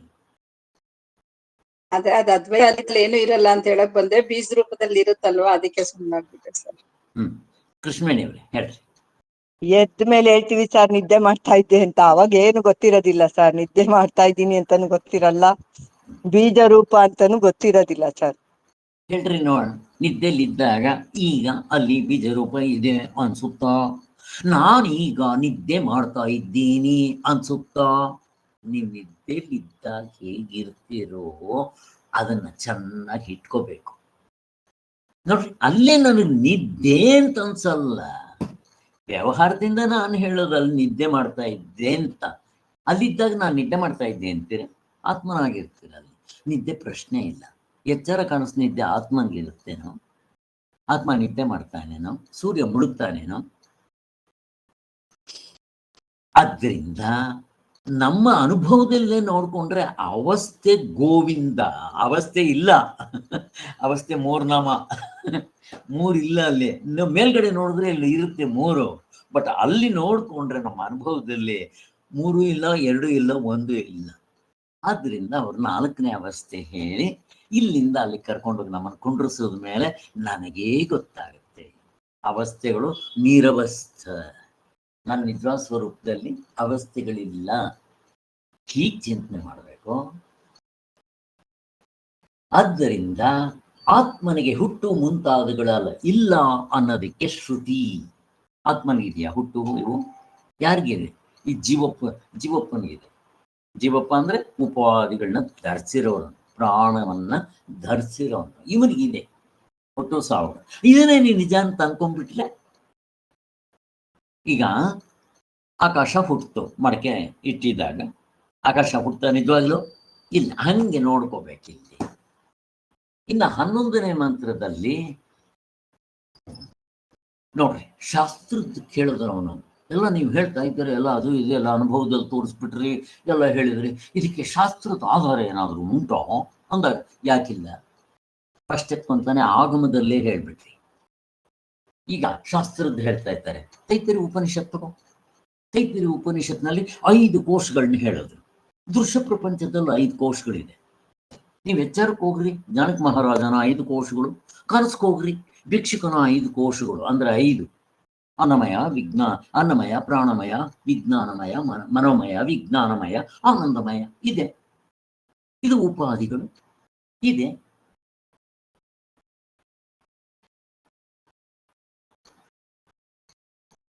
ಮತ್ತೆ ಅವುಗಳಿಗೆ ಒಳಗಡೆ ಏನಿರ್ತಾನೆ? ಆತ್ಮ ಇರ್ತಾನೆ. ಹಾಗೆ ಈ ಮಡಕೆ ಒಳಗಡೆ ಏನಿದೆ? ಆಕಾಶನೇ ಇರೋದು, ಮಹಾಕಾಶ. ಅಲ್ಲಿ ಮಹಾಕಾಶ ಅಲ್ಲಿದೆ, ಅದರದ್ದೇ ಇಲ್ಲಿ ತೋರ್ತಾ ಇರೋದು. ಹಾಗೆ ಈ 5 ಕೋಶಗಳ ಒಳಗಡೆ ಅವನಿದ್ದಾನೆ ಅಂತ 11ನೇ ಮಂತ್ರದಲ್ಲಿ ಹೇಳ್ತಾ ಇದ್ದೇವೆ. ಆದ್ದರಿಂದ 5 ಕೋಶಗಳು ಇದೆ ಅಂತ ಹೇಳಕ್ ಬಂದಿಲ್ಲ. 5 ಕೋಶಗಳ ಒಳಗಡೆ ಆತ್ಮನಿದ್ದಾನೆಯೋ ಅವನೇ ನಿನ್ನ ನಿಜವಾದ ಸ್ವರೂಪ. ನೀನು ಈ 5 ಅಂತ ಅನ್ಕೊಂಡಿದ್ದಾರೆ, ನಿಜ ಅಲ್ಲ, ಅನಾತ್ಮ ಅಂತ ಹೇಳ್ತಾರೆ. ಹೀಗೆ ಹೇಳ್ತೀರಾ? ನಿದ್ದೆಗೆ ಹೋದಾಗ ನೀನು 5 ಕೋಶಗಳು ತೋರಿಸು. ಹೇಗೆ ನೀನು ನಿದ್ದೆಯಲ್ಲಿದ್ದಾಗ ಗಾಢ ನಿದ್ರೇನೂ ಇಲ್ಲ ಅಂತ ನಿರವಸ್ಥ ಅಂತ ತೋರಿಸೋದು, ಹಾಗೆ ನಿದ್ದೆಯಲ್ಲಿದ್ದಾಗ ನನಗೆ 5 ಕೋಶಗಳಿತ್ತು ಅಂತ ತೋರಿಸು. ಕನಸಿನಲ್ಲೂ 5 ಇರುತ್ತೆ, ಅದಕ್ಕೆ ನಾನು ಕನಸು ಹೇಳಲಿಲ್ಲ, ನಿದ್ದೆ ಇಲ್ಲ. ನೀನೇ ಅಲ್ಲಿ ಕೋಶಗಳಿಲ್ಲ ಅಂತ ಹೇಳ್ತಾ ಇದೆಯಾ, ಮತ್ತೆ ಮುಗಿದೋಯ್ತು, ಬಿಟ್ಬಿಡು. ಇದ್ದಿದ್ರೆ ಎಚ್ಚರದಲ್ಲಿ 5, ಕನಸಿನಲ್ಲಿ 5, ನಿದ್ದೆಲ್ಲೂ 5 ತೋರ್ಬೇಕಾಗಿತ್ತು. ಅದು ಇಲ್ಲದೆ ಇರೋದರಿಂದ ತೋರೋದಿಲ್ಲ. ಮತ್ತೇನಿದು? ತೋರಿ ಹಾರೋದು. ಏನ್ ತೋರಿ ಹಾರೋದು? ಎಚ್ಚರದಲ್ಲಿ ತೋರುತ್ತೆ, ಕನಸಿನಲ್ಲಿ ಇಲ್ಲ. ಕನಸಿನಲ್ಲಿ ಯಾವ್ದು ತೋರುತ್ತೋ ಎಚ್ಚರದಲ್ಲಿ ಇಲ್ಲ. ಇವರಿಬ್ರು ನಿದ್ದೆಯಲ್ಲಿ ಇರೋದಿಲ್ಲ. ಮತ್ತಿದೇನಿದೆ? ಇದನ್ನೇ ತೋರಿ ಹಾರೋದು. ಎಷ್ಟು ಚೆನ್ನಾಗಿ ತಗೊಂಡು ಹೋಗ್ತಾರಪ್ಪ. ಹಿಂಗ್ಯಾಕೆ ಯೋಚನೆ ಮಾಡ್ಬಾರ್ದು ನಾವು?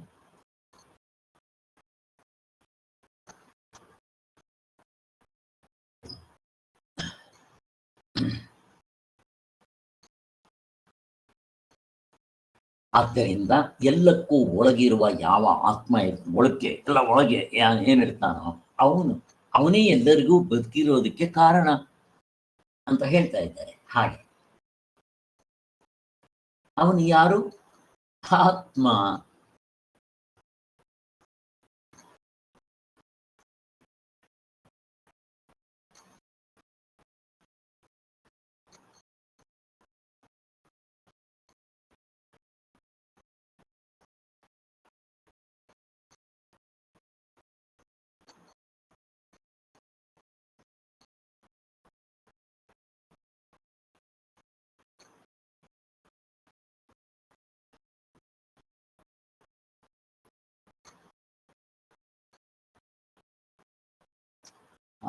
ಈಗ ಇಲ್ಲಿ ಅದೇ 5 ಕೋಶಗಳು ಹೇಳ್ತಾ ಇದ್ನಲ್ಲ, ಅಲ್ಲಿ ನೋಡ್ರಿ, ಇವೆಲ್ಲ ಹಿಂದೆ ಆಗಿರೋದೆ. ಅದಕ್ಕೆ ನಾನು ಸಾರಾಂಶ ಹೇಳ್ತಾ ಇದ್ದೀನಿ ಅಷ್ಟೇ. ಸೊ ಅಲ್ಲಿಗೆ ಏನಾಯ್ತು? ಒಳಗಡೆ ಇರೋನು ಅವನೇ ಆತ್ಮ. ಅವನು ಯಾರು? ಪರಮಾತ್ಮ. ನನಗೂ ನಿನಗೂ ನಿಮಗೂ ಎಲ್ರಿಗೂ ಅಪ್ಪನಪ್ಪ, ದೊಡ್ಡಪ್ಪ ಅಲ್ವಾ? ಅವನು ಪರಮಾತ್ಮನು. ಸತ್ಯಂ ಜ್ಞಾನಂ ಅನಂತಂ ಬ್ರಹ್ಮ ಅಂತ ಅಂದ್ಬಿಟ್ರು ಜೋರಾಗಿ. ಅಲ್ಲಿಗೆ ಎಚ್ಚರ, ಕನಸು ಇವೆಲ್ಲ ಮಾಯನಪ್ಪ, ಇವೆಲ್ಲ ಬರೀ ಹುಸಿ ತೋರಿಕೆ ಅಂತಂದ್ರು. ಹೇಗೆ? ಗಡಾಕಾಶದಂತೆ.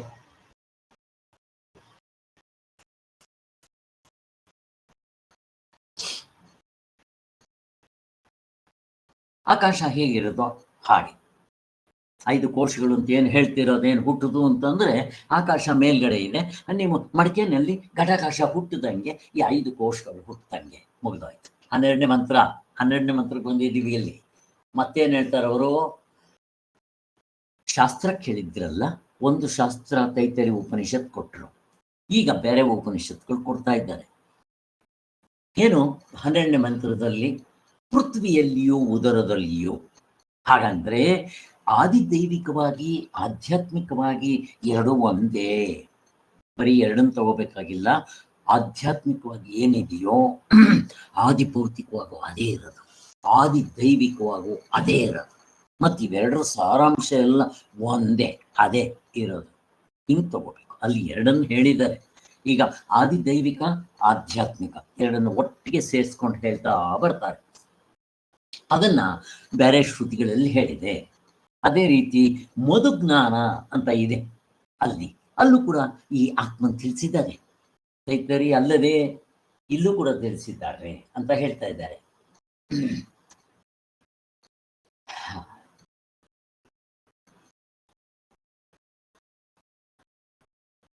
ಇಲ್ಲಿ ಆದಿದೈವ ಆಧ್ಯಾತ್ಮಿಕ ಅಂತಾರಲ್ಲ, ನನಗಿವಾಗ 19 ಮುಖಗಳಿದೆಯಲ್ಲ, ಇವುಗಳಿಗೆ ಆದಿದೈವಿಕವಾಗಿ ಏನೇನಿದೆಯೋ ಕಂಪ್ಯಾರಿಸನ್ ಮಾಡ್ತಾ ಇದ್ದಾರೆ ಅಷ್ಟೇ. ಒಂದಕ್ಕೊಂದು ಕನೆಕ್ಷನ್ಸ್ ಇದೆ, ಇಂಟರ್ ಕನೆಕ್ಷನ್ ಅಂತ. ಬಟ್ ಬೇರೆನೂ ಅಲ್ಲ ಅನ್ನೋದಕ್ಕೆ ಹೇಗೆ ನನ್ನ ಕಣ್ಣಲ್ಲಿ ಆ ಆದಿ ದೈವಿಕವಾದ ಶಕ್ತಿ ಇದೆ, ಸೂರ್ಯ ಅಂತೀವಿ ನಾವು. ನನ್ನ ಶರೀರದಲ್ಲಿ ಪೃಥ್ವಿ ಅಂಶ ಇದೆ, ಅದಕ್ಕೆ ಅದನ್ನು ಪೃಥ್ವಿ ಅಂತ ಕರೀತಾರೆ. ಅದಕ್ಕೆ ಇದಕ್ಕೆ ಪಾರ್ಥಿವ ಶರೀರ ಅಂತ ಹೇಳ್ತಾರೆ. ಸತ್ತಾಗ ಪಾರ್ಥಿವ ಶರೀರ ಏನಂತಾರೆ ಅವ್ರು, ಸತ್ತಾಗ ಪಾರ್ಥಿವ ಶರೀರವನ್ನ ತಗೊಂಡೋಗಿ ಸುಟ್ಟಾಕ್ತೀವಿ ಅಂತೆಲ್ಲ ಹೇಳ್ತಾ ಇರ್ತಾರೆ. ಅದು ಅದು ಪೃಥ್ವಿಯ ಶರೀರ. ಅಪ್ಪು ಅಂದ್ರೆ ಏನು, ನಿನ್ನ ಒಳಗಡೆ ಇರೋ ರಕ್ತ, ರೇತಸ್. ಅಗ್ನಿ ಅಂದ್ರೆ ಏನು, ವಾಕ್. ಅವನು ಹೇಳಲ್ವ ನಾವು, ಏನಪ್ಪ ಅವನು ಮಾತಾಡ್ತಾ ಇದ್ರೆ ಒಳ್ಳೆ ಬೆಂಕಿ ಬಂದಂಗಿತ್ತು ಅಂತಾರಲ್ಲ, ಹಾಗೆ. ಪ್ರಾಣ ಅಂದ್ರೆ ವಾಯು, ಎಲ್ರಿಗೂ ಗೊತ್ತು. ಈ ವಾಯು ಪ್ರಾಣ ಅಂತ ನಂದಕ್ಕೆ ಹೇಳ್ತೇನೆ, ಇದು ಚಿಕ್ಕದು. ವಾಯು ಅಂತಂದ್ರೆ ಎಲ್ಲದರಲ್ಲೂ ಅಲ್ಲೇ ಇರೋದು, ಅದೇ ವಾಯು ಎಲ್ಲರಲ್ಲೂ ಇರೋದು. ಅದು ನಮ್ಮಲ್ಲಿ ಇದ್ದಾಗ ನಾವು ಪ್ರಾಣ ಅಂತ ಕರೀತೀವಿ. ಇವನ್ ಪ್ರಾಣ ಹೋಯ್ತು, ಅವನ ಪ್ರಾಣ ಬಂತು, ಹಿಂಗೆ ಪ್ರಾಣ ಅಲ್ವಾ. ಆದಿತ್ಯ ಕಣ್ಣು ಹೇಳಿದೆ, ದಿಕ್ಕುಗಳು ಶ್ರೋತ್ರಗಳು. ಮನಸ್ಸು ಚಂದ್ರ. ಹಾಗೆ ಮನಸ್ಸು ನೋಡ್ರಿ ಎಷ್ಟು ತಂಪಾಗಿರುತ್ತೆ. ಹಾಗೆ ನಮ್ಮ ಮನಸ್ಸು ಯಾವಾಗಲೂ ತಂಪಾಗಿಟ್ಕೋಬೇಕು, ಕೂಲಾಗಿಟ್ಕೋಬೇಕು. ಒಂದು ಜೋಕ್ ಗೊತ್ತಲ್ಲ, ಒಂದ್ಸರಿ ಹೋಟ್ಲಲ್ಲಿ ಒಬ್ಬ ಹೋಗಿರ್ತಾನೆ. ಹೋದಾಗ ಅವನು ಬಿಸಿ ಬಿಸಿ ಏನಿದೆ ಅಂತ, ನಮ್ಮ ಯಜಮಾನರ ತಲೆ ಇದೆ ಅಂತ. ಯಾಕೆ ಗೊತ್ತಾ, ಈ ಜೋಕ್ ಗೊತ್ತಾ ನಿಮ್ಗೆ ಯಾರಿಗಾದ್ರು? ಕೋಪ ಮಾಡ್ಕೊಂಡಿರ್ತಾರೇನೋ ಅದಕ್ಕೆ ಅಂತಾನೆ. ಆವಾಗ ತಾನೇ ಆ ಯಜಮಾನ್ರಿಗೂ ಮತ್ತೆ ಈ ಇವನು ಸರ್ವೇಯರ್ಗೆ ಸರ್ವಿಸ್ ಮಾಡ್ತಾನಲ್ಲ, ಜಗಳ ಆಗಿರುತ್ತೆ. ಅವನು ಹೇಯ್ ನನ್ನ ತಲೆ ಬಿಸಿ ಆಗಿದೆ, ಇವಾಗ ಹೊಡೆದ್ಬಿಡ್ತೀನಿ ನೋಡು ಅಂತ ಅಂದಿರ್ತಾನ ಅವನು. ಸರ್ ಇವನು ಆಮೇಲೆ ಇಮಿಡಿಯೇಟ್ ಆಗಿ ಅವನು ಬಂದಿದೆ, ಯಾರೋ ಕಸ್ಟಮರ್ ಬರ್ತಾನೆ, ಏನಿದೆ ಬಿಸಿ ಅಂತ, ನಮ್ಮ ಯಜಮಾನ್ರ ತಲೆ ಇದೆ ಅಂತ. ಹಂಗೆ ಜೋಕ್. ಹೀಗೆ ಹಿಂಗೆಲ್ಲ ಹೇಳ್ತಾ ಇದ್ದಾರೆ. ಅದಕ್ಕೆ ಮಿಂಚು ತ್ವಕ್ ಅಂತಾರೆ. ಗುಡುಗು ಅಂದ್ರೆ ಸ್ವರ. ಆಕಾಶ ಅಂದ್ರೆ ಹೃದಯಾಕಾಶ. ನಾವು ಯಾವಾಗಲೂ ಹೇಳ್ತೀವಲ್ಲ, ಆಕಾಶ ಹೃದಯಾಕಾಶ. ಹಾಗೆ ಆಕ್ಚುಲಿ ನಾವು ಈ ಕಟಾಕಾಶ ಹೇಳ್ತಾ ಇದ್ದೀವಿ, ಇದಕ್ಕಿಂತ ಒಳಗಡೆ ಬಂದ್ರೆ ಇಲ್ಲಿ ಆಕಾಶ ಒಂದಿದೆ, ಅದು ಮೇಲ್ಗಡೆ ಇರೋದು ಮಹಾಕಾಶ, ಇಲ್ಲಿ ಹೃದಯಾಕಾಶ, ಇಲ್ಲಿದೆ ಹೃದಯಾಕಾಶ. ಹಾಗೆ ನೋಡ್ರಿ, ಎಲ್ಲ ಕಡೆನೂ ಅದ್ರ ಕನೆಕ್ಷನ್ ಇದೆ ಅಂತ ಆಯ್ತದೆ. ನಮ್ಮಲ್ಲಿ 16 ಆದಿದೈವಿಕರಿದ್ದಾರಂತೆ. ನಾನು ಇಷ್ಟೇ ಹೇಳಿದ್ದು. ಈ ಕಪಿಲ ಸಾಂಖ್ಯರಿಗೆ ಏನ್ ಮಾಡೋ ಕೆಲಸ ಇಲ್ಲ, ಇದನ್ನ ಗಂಟೆಗಟ್ಲೆ ಹೇಳ್ತಾರೆ. ನಮ್ಗೆ ಅವೆಲ್ಲ ಏನು ಬೇಕಾಗಿಲ್ಲ, ತಿಳ್ಕೊಬೇಕಷ್ಟೇ. ಇದಕ್ಕೂ ಕಂಪ್ಯಾರಿಸನ್ ಅಂತ ಇವೆಲ್ಲ ಶಾಸ್ತ್ರದಲ್ಲಿರೋದು. ಹಾಗೆ ಆಗೋಯ್ತು. ಹೀಗೆ ಎಲ್ಲಿ ನೋಡಿದ್ರು ಎರಡೆರಡು ತಗೊಂತಾರೆ.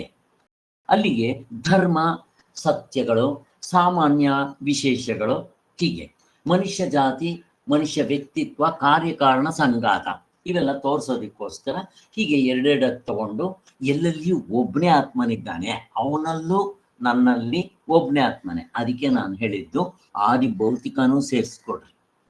ಈಗ ನನ್ನಲ್ಲಿ ಹೆಂಗೆ ಹೇಳಿದ್ರು, ನನ್ನ ಹೆಂಡತಿ ಮಕ್ಕಳಲ್ಲಿ ಕಣ್ಣು ಅಂತಂದ್ರೆ ಸೂರ್ಯನೇ ಅವರಲ್ಲೂ ಇರೋದು. ಅದಕ್ಕೆ ನೀವು ಸೇರಿಸ್ಕೊಳ್ಳುವಾಗ ಆಧ್ಯಾತ್ಮಿಕ, ಆದಿಭೌತಿಕ, ಆದಿದೈವಿಕ ಸೇರಿಸ್ಕೊಂಡು ದೇಶ ಕಾಲ ಕಾರ್ಯಕಾರಣ ಭಾವವೂ ಕೂಡ ಉಪಾಧಿಗಳಾಗಿರೋದ್ರಿಂದ ಅದು ಕೂಡ ಆತ್ಮನಿಂದಲೇ ಅಸ್ತಿತ್ವ ಇದೆ. ಅದಕ್ಕೂ ಅಲ್ಲೂ ಆತ್ಮ ಇದ್ದೇ ಇರ್ತಾನೆ, ಎಲ್ಲ ಹತ್ರಲ್ಲೂ, ಯಾವುದೂ ಇಲ್ಲ ಅಂತ ನಂಗಿಲ್ಲ. ಹಾಗೆ ಅವಸ್ಥೆಯಲ್ಲಿ ಇಲ್ವಾ, ಅವಸ್ಥೆಯಲ್ಲೂ ಇದ್ದಾನೆ.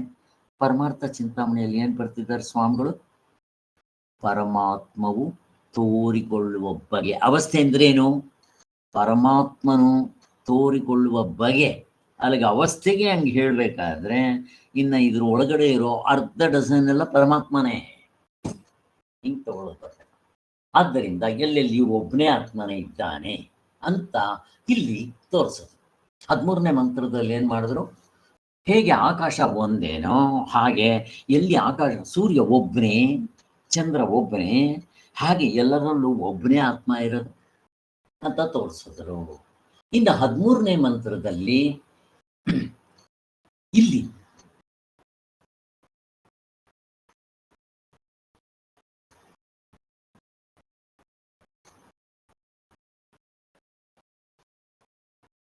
ಇಲ್ಲಿಂದ ಸ್ವಲ್ಪ ಹುಷಾರಾಗಬೇಕು. ಯಾಕೆ ಅಂತಂದ್ರೆ 13 ಆದ್ಮೇಲೆ ನಾನು 14ರಿಂದ ಮಾಡಬೇಕು. ಅದಕ್ಕೋಸ್ಕರ ಈ 13ನೇ ಮಂತ್ರದಿಂದ ನಾವು ಸ್ವಲ್ಪ ವಿವರವಾಗಿ ತಿಳ್ಕೊಂಡು ಹೋಗೋಣ. 13ನೇ ಮಂತ್ರದಲ್ಲಿ ಏನ್ ಹೇಳ್ತಾ ಇದ್ದಾರೆ?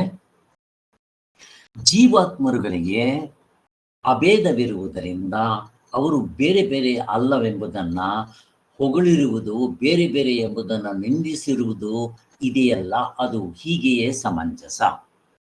ಇಲ್ಲಿ 13ನೇ ಮಂತ್ರ, ಇಲ್ಲಿ ಸ್ವಲ್ಪ ನಿಧಾನವಾಗಿ ಹೋಗೋಣ.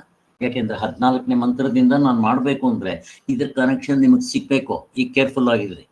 ಇಷ್ಟೊತ್ತು ನಾವು ವಿಚಾರ ಹೇಳಿದ್ದಾಯ್ತು, 1 ಗಂಟೆ ಆಯ್ತು, ತೊಂದರೆ ಇಲ್ಲ. ಇನ್ನು ನಮ್ಗೆ 1 ಗಂಟೆ ಉಂಟು, ಮಿಕ್ಕಿರೋದಕ್ಕೆ ನಾವು ಹೋಗ್ಬೇಡ. 13ನೇ ಮಂತ್ರದಲ್ಲಿ ಜೀವಾತ್ಮರುಗಳಿಗೆ ಅಭೇದವಿರುವುದರಿಂದ ಅವರು ಬೇರೆ ಅಲ್ಲವೆಂಬುದನ್ನು ಹೊಗಳಿರುವುದು. ಇಲ್ಲಿ ಜೀವ ಬೇರೆ ಪರಮಾರ್ಥ ಬೇರೆ ಅಲ್ಲ. ಚೆನ್ನಾಗಿ ತಿಳ್ಕೊಳ್ರಿ, ಇದನ್ನ ಚೆನ್ನಾಗಿ ಮನಸ್ಸಿನಲ್ಲಿ ಮೆಲ್ಕ್ ಹಾಕ್ಬೇಕು. ಜೀವಾತ್ಮನೇ ಪರಮಾತ್ಮನು.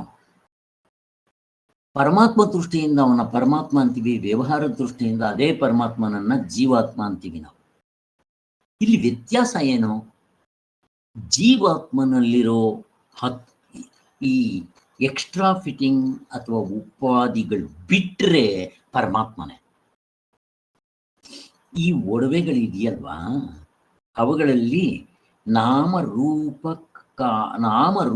ಕ್ರಿಯಾಕಾರಕ ಫಲ ಭೋಗಗಳು ಏನಿದೆಯೋ ಅವು ಬಿಟ್ರೆ ಚಿನ್ನವೇ ಅಷ್ಟೇ. ಯಾಕೆ ಅಂತಂದ್ರೆ ಇಲ್ಲಿ ಚಿನ್ನ ಒಡವೆ ನಾಮರೂಪ ಏನ್ ಹೇಳಿದ್ನೋ ಕಲಬೆರಕೆ ಆಗಿರುತ್ತೆ.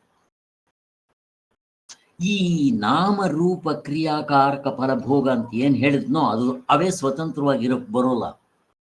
ಅದಕ್ಕೆ ಆತ್ಮನ ಅಸ್ತಿತ್ವ ಇರಬೇಕು.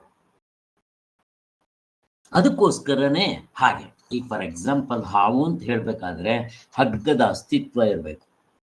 ಅದಕ್ಕೆ ಅದನ್ನ ಏನಂತಾರೆ ಅಂದ್ರೆ, ಹಾವೇ ಸ್ವತಂತ್ರವಾಗಿರಕ್ ಬರುತ್ತಾ ಅಂದ್ರೆ ಬರೋದಿಲ್ಲ. ಹೋಗ್ಲಿ, ಹಾವನ್ನ ಅದೇ ನಿಜವಾಗಿದೆಯಾ ಅಂತಂದ್ರೆ ಇಲ್ಲ. ಹಗ್ಗ ಇದ್ರೇನೆ ಅದು ಹಾವು ಅಂತ ತೋರ್ಕೋಬೇಕಾದ್ರೆ ಹೋಗ್ಲಿ. ಅದಕ್ಕೋಸ್ಕರ ಇದನ್ನೇನಂತಾರೆ ಅಂದ್ರೆ ಅನಿರ್ವಚನೀಯ. ಮಾತಿಂದ ಹೇಳಕ್ ಬರಲ್ಲ ಇದು, ಬಟ್ ಇದೆ. ಸುಮ್ಮನೆ ಕಾಟಾಚಾರಕ್ಕಿದೆ, ಅದೇನು ಲೆಕ್ಕಕ್ಕಿಲ್ಲ. ಸುಮ್ಮನೆ ಆಟಕ್ಕೆ, ನಿಮ್ಮನ್ನು ಹೆದರ್ಸೋದಕ್ಕೆ, ಆಟಕ್ಕೆ. ಹಾಗೆ ಲೆಕ್ಕಕ್ಕಿರೋದು ಯಾವುದು? ಹಗ್ಗವೇ.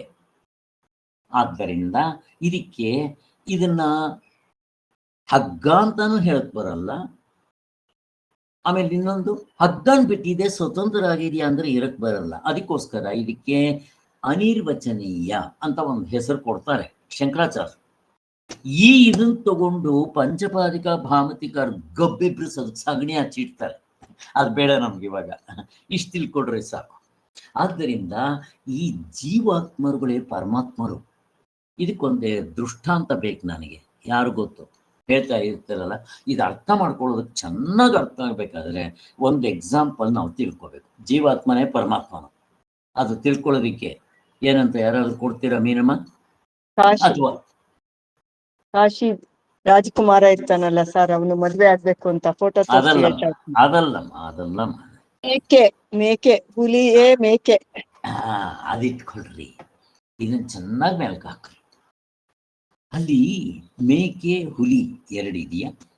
ಇಲ್ಲಿ ಇನ್ನೂ ಚೆನ್ನಾಗಿ ಹೊಂದುತ್ತೆ. ಬೇರೆ ಕಡೆ ಎಲ್ಲ ಸ್ವಲ್ಪ ಕನ್ಫ್ಯೂಷನ್ ಆಗುತ್ತೆ, ಹಾವು ಹಗ್ಗ ಇಲ್ಲೆಲ್ಲ. ಇಲ್ಲಿ ಮೇಕೆ ಹುಲಿ ಇಲ್ಲಿ ಎರಡಿದೆಯಾ? ಇಲ್ಲ, ಇರದೆ ಫ್ರಮ್ ದಿ ಬಿಗಿನಿಂಗ್ ಇಂದ ಕೊನೆವರೆಗೂ ಹುಲಿನೇ ಇರೋದು. ಬಟ್ ಎಲ್ಲಿ ರಾಂಗ್ ಆಗಿರೋದು? ಇಲ್ಲಿ ಮನಸ್ಸಿನಲ್ಲಿ. ಅದು ಮೇಕೆ ಅಂತ ಅಂದ್ಕೊಂಡ್ಬಿಡ್ತು. ಅಂದ್ಕೊಂಡ್ಬಿಟ್ರೆ ಆಗ್ಬೇಕಲ್ಲ, ಅವನ್ಕೊಂಡ್ಬಿಟ್ರೆ ಆಗ್ಬೇಕಲ್ಲ. ಅದು ಹಂಗೆ ವಿಚಾರ ಮಾಡಿದಾಗ ಅಂದ್ರೆ ಅದಕ್ಕೆ ಕಾಡಿಂದ ಇನ್ನೊಂದು ಹುಲಿ ಬಂದು ಅದಕ್ಕೆ ಸ್ವಲ್ಪ ಜ್ಞಾನ, ಇದನ್ನೇ ಅವಿದ್ಯಾ, ಅಜ್ಞಾನ, ರಾಂಗ್ ನಾಲೆಡ್ಜ್ ಅನ್ನುತ್ತೆ ಅಷ್ಟೇ. ನೋಡ್ರಿ, ಬರೀ ಒಂದು ರಾಂಗ್ ನಾಲೆಡ್ಜ್ ಇಂದ ಅದು ಹುಲಿ ಮೇಕೆ ಅಂತ ಅನ್ಕೊಂಡು ಮ್ಯಾವ್ ಅಂತ ಮ್ಯಾ ಅಂತ ಅನ್ಕೊಂಡು ಹುಲ್ ಮೇಯ್ಕೊಂಡಿತ್ತು. ಕಾಡಿನಲ್ಲಿ ರಾಜ ಇದ್ದಂಗೆ ಇರ್ಬೇಕಾಯ್ತು. ಅದೇ ಕಾಡಿಂದ ಒಂದು ಹುಲಿ ಬಂತು, ಅದೇ ಗುರು. ಅದೇನ್ ಮಾಡ್ತು, ಬಾವಿನಲ್ಲಿ ತೋರಿಸ್ತು ಅದಕ್ಕೂ ಇದಕ್ಕೂ, ನೋಡ್ ನನ್ಗೆ ಹಿಂಗ್ ಮೀಸೆ ಇದೆಯೋ, ನಿನ್ಗೆ ಹಿಂಗ್ ಮೀಸೆ ಇದೆಯೋ, ನನ್ ಬಣ್ಣ ಹೆಂಗಿದೆಯೋ, ನಿನ್ ಬಣ್ಣ ಎಲ್ಲ ಒಂದೇ ತರ ಇದೆ, ಮತ್ ನೀನ್ ಯಾಕೆ ಮೇಕೆ ಅಂತೀಯ? ಅವು ಮೇಕೆ, ಅದ್ರ ಜೊತೆನಲ್ಲಿ ಇದ್ದು ನಿನ್ಗೂ ಅದೇ ಬುದ್ಧಿ ಬಂದ್ಬಿಟ್ಟಿದೆ ಥೂ ಅಂತ ಹೇಳ್ತು. ತೋರಿಸಿದ ತಕ್ಷಣ ಗೊತ್ತಾಗೋಯ್ತು, ಇದು ಶಾಸ್ತ್ರ ಜೊತೆಗೆ ನಿದ್ದೆ ಅನುಭವ. ನಮ್ಗೆ ಎಚ್ಚರ ಕನಸು ಯಾಕೆ ತೋರಿಸ್ತಾರೆ ಅಂದ್ರೆ ಇದಕ್ಕೋಸ್ಕರ. ಅದಕ್ಕೆ ಠಕ್ ಅಂತ ಗೊತ್ತಾಯ್ತು. ಗೊತ್ತಾಗಿದ ತಕ್ಷಣ ನೆಕ್ಸ್ಟ್ ಕಾಡ್ಗೆ ಹೋಗಿದ್ದೆ. ಸ್ವಲ್ಪ ಟ್ರೈನಿಂಗ್ ಕೊಡ್ತು ಅದಕ್ಕೆ, ಹೆಂಗೆ ಬೇಟೆ ಆಡಬೇಕು ಗೊತ್ತಿಲ್ವಲ್ಲ, ಎಷ್ಟೋ ವರ್ಷಗಳಿಂದ ಬೆಳೆದು ಬಿಟ್ಟಿದೆ ಬೇರೆ ಕಡೆ. ಆಮೇಲೆ ಅದು ಇವಾಗ ಯಾವುದು ಮೇಕೆ ಅನ್ಕೊಂಡಿತ್ತೋ ಹುಲಿ ಹೆಂಗಿದೆ, ಸಿಂಹ ಗರ್ಜನೆ, ಇಷ್ಟೇ ವ್ಯತ್ಯಾಸ. ನಾನು ಜೀವಪ್ಪ ಅನ್ಕೊಂಡಿದ್ನ, ಅವನೇ ಪರಮಾತ್ಮ. ಈ ಜೀವಪ್ಪ ಅನ್ಕೊಂಡ್ರೆ ಏನು, ಹುಟ್ಟಿದ್ದೀನಿ, ಬದಲಾವಣೆ ಆಗ್ತೀನಿ, ಒಂದಿನ ಸಾಯ್ತೀನಿ, ಅಯ್ಯೋ ನಾನು ರೋಗ ರುಜಿನಗಳು ಅಂತ ಸಾಯ್ತೆ, ವಯಸ್ಸಾಯ್ತು, ಮುಪ್ಪು, ಸಾಯ್ಬೇಕು. ಹೇಗಿದೆ ನೋಡ್ರಿ. ಗೊತ್ತಾಗಿದ ತಕ್ಷಣ ಕುಣಿಯಂಗಾಗ್ಬೇಕಾರ್ದಲ್ಲ, ಅದನ್ನು ಹೇಳ್ತಾ ಇದ್ದಾರೆ. ಅದಕ್ಕೆ ಜೀವರುಗಳ ಅಭೇದವಿರುವುದರಿಂದ, ಈ ಅರ್ಥದಿಂದ ಭೇದ ಇಲ್ಲ. ನಾವು ಸರಿಯಾಗಿ ತಿಳ್ಕೊಂಡ್ರೆ ಭೇದ ಇಲ್ಲ. ತಿಳ್ಕೊಳ್ದೇ ಇದ್ರೆ ನೀನ್ ಬೇರೆ ನಾನ್ ಬೇರೆ. ಈಗ ನಾನು ತಿಳ್ಕೊಂಡೆ ನನ್ನಲ್ಲಿರೋ ಆತ್ಮ ನಿನ್ನಲ್ಲಿರೋ ಆತ್ಮ ಒಂದೇ, ಆದ್ರಿಂದ ನಾನ್ ಬೇರೆ ನೀನ್ ಬೇರೆ ಅಲ್ಲ. ಈಗ ಹೇಳ್ರಿ ನೀವು, ಆ ಕಾಶಿ ಯುವರಾಜನ್ ಕತೆ ಬೇಕಾದ್ರೆ ಈಗ ಹೇಳ್ರಿ. ಮೊದಲು ಅದನ್ನು ಹೇಳಬೇಕು, ಫಸ್ಟ್ ನಮ್ಗೆ ಅರ್ಥ ಆಗ್ಬೇಕು. ನನಗೂ ತುಂಬಾ ತಲೆ ಹಿಡಿತಿದ್ದು ಜೀವ ಪರಮಾತ್ಮ ಹೆಂಗಾಗ್ತಾನೆ ಅಂತ. ಈ ಎಕ್ಸಾಂಪಲ್ ಚೆನ್ನಾಗಿ ಮೆಲ್ಕ ಹಾಕಿದಾಗ ನಮ್ಗೆ ಡೌಟ್ ಬರಲ್ಲ. ಹಿಂಗೆ ಇಟ್ಕೋಬೇಕು ನಾವು. ಆಯ್ತಪ್ಪ, ಈಗ ನಾನು ಬೈ ಚಾನ್ಸ್ ಬೇರೆ ಬೇರೆ ಅಂತ ಅಂತೀನಿ ಅಂತ ಇಟ್ಕೊಳ್ರಿ. ಹಠದಿಂದ ದರ್ಶನಕಾರರೆಲ್ಲ ಹಂಗೆ ಮಾಡೋದು. ಅವ್ರೇನ್ ಮಾಡ್ತಾರೆ, ನಾನು ಬೇರೆ ನೀನ್ ಬೇರೆ ಅಂತ ಮಾಡ್ತಾರೆ ಅಂತ ಇಟ್ಕೊಳ್ರಿ. ಮಾಡಿದಾಗ ಏನಾಗುತ್ತೆ, ನೀನ್ ದುಃಖ ಅನುಭವಿಸ್ತೀಯ. ಬೇರೆ ಬೇರೆ ಅಂದಾಗ ಏನಾಗುತ್ತೆ, ಪುನರಪಿ ಜನನಂ ಪುನರಪಿ ಮರಣಂ ಜಠರೇ ಶಯನೆ, ಹುಟ್ಟಬೇಕು ಸಾಯ್ಬೇಕು, ಅನ್ಭೋಗ್ಸ್ ಅಂತ ಹೇಳ್ತಾರೆ ಅಷ್ಟೇ. ಆದ್ದರಿಂದ ಈಗ ಜೀವಪ್ಪನೇ ಪರಮಾತ್ಮನು ಅಂತ ಏನ್ ಶಾಸ್ತ್ರ ಹೇಳುತ್ತೋ, ಅನುಭವದಲ್ಲಿ ತೋರಿಸಿದ್ದೀವೋ, ಅದೇ ಸರಿಯಾಗಿರೋ ತತ್ವ, ಸಮಂಜಸವಾಗಿರೋದು ಅಂತ ಹೇಳ್ತಾ ಇದ್ದಾರೆ.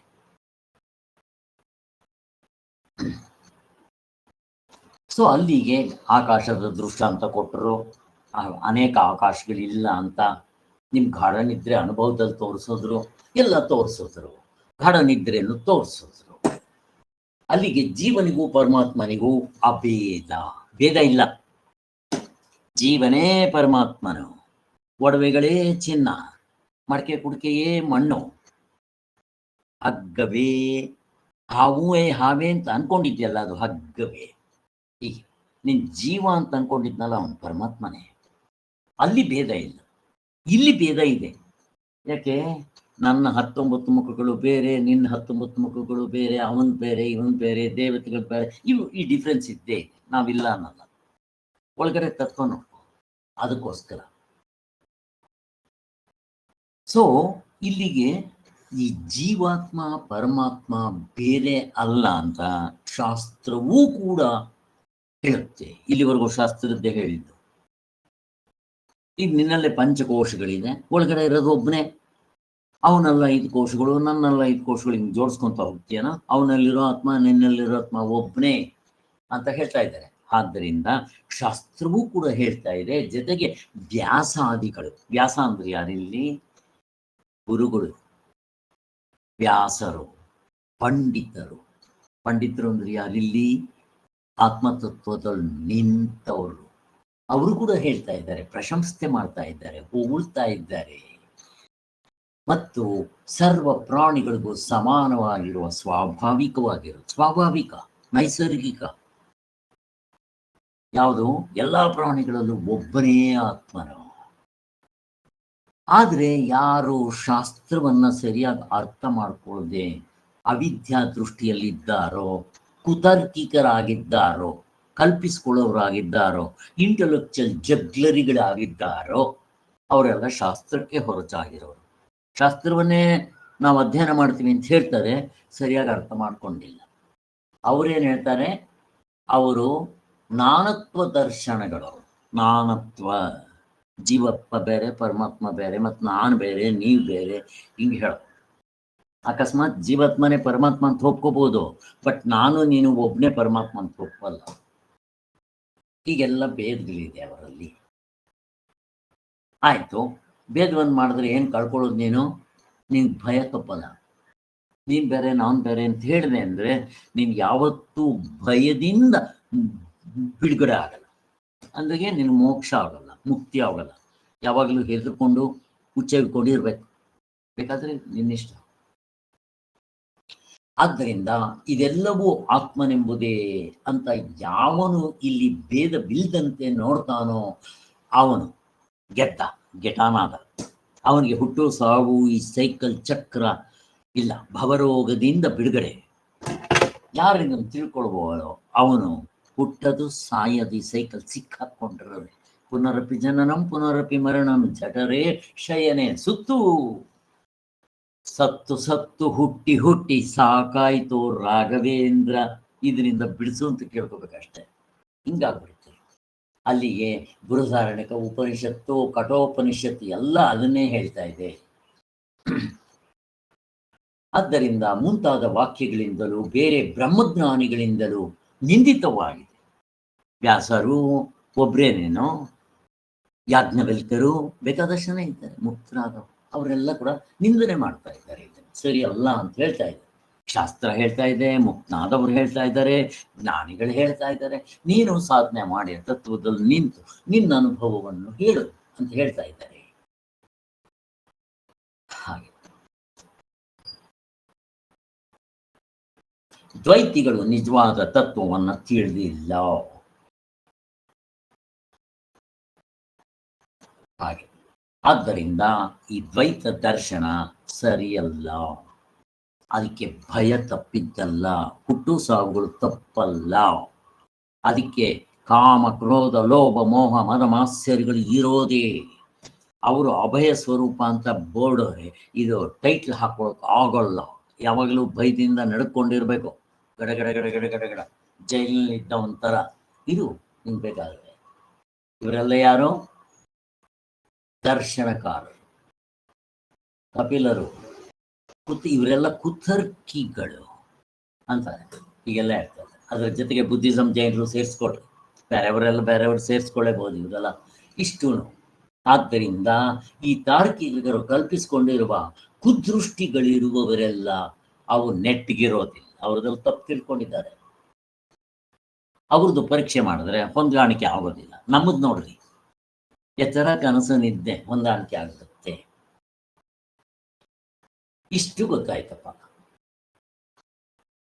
ಈಗ ಇಲ್ಲಿಂದ ಬರಬೇಕು. ನಮ್ದು ಇವಾಗ ಪಾಠ ಶುರುವಾಗ್ತಾ ಇದೆ.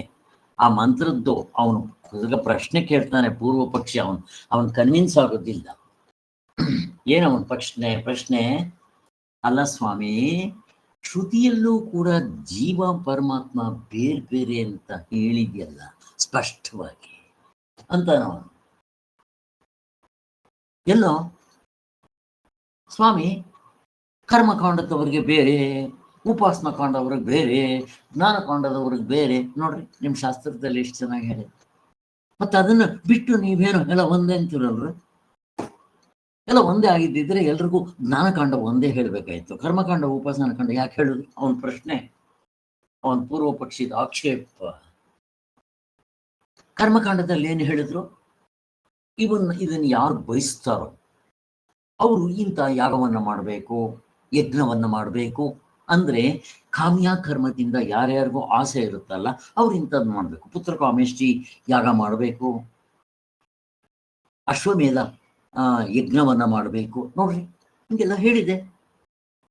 ಅದಕ್ಕೋಸ್ಕರ ಕರ್ಮಕಾಂಡದಲ್ಲಿ ಬೇರೆ ಬೇರೆ ಎಲ್ಲ ಹೇಳಿದ್ದೆ. ಅಲ್ಲಿ ಬೇರೆ ಬೇರೆ ಜೀವಪ್ಪ ಬೇರೆ, ಪರಮಾತ್ಮ ಬೇರೆ ಅಂತ ಕ್ಲೀನಾಗಿ ಸ್ಪಷ್ಟವಾಗಿ ನಿಮ್ಮ ಶಾಸ್ತ್ರನೇ ಹೇಳಿರೋ ನಾನು ಕೋಟ್ ಮಾಡ್ತಾ ಇದ್ದೀನಿ.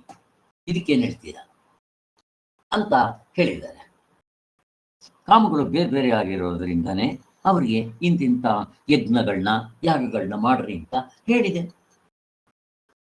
ಇನ್ನ ಋಗ್ವೇದದಲ್ಲೂ ಕೂಡ ಹೇಳಿದೆ, ಪರಮಾತ್ಮನನ್ನು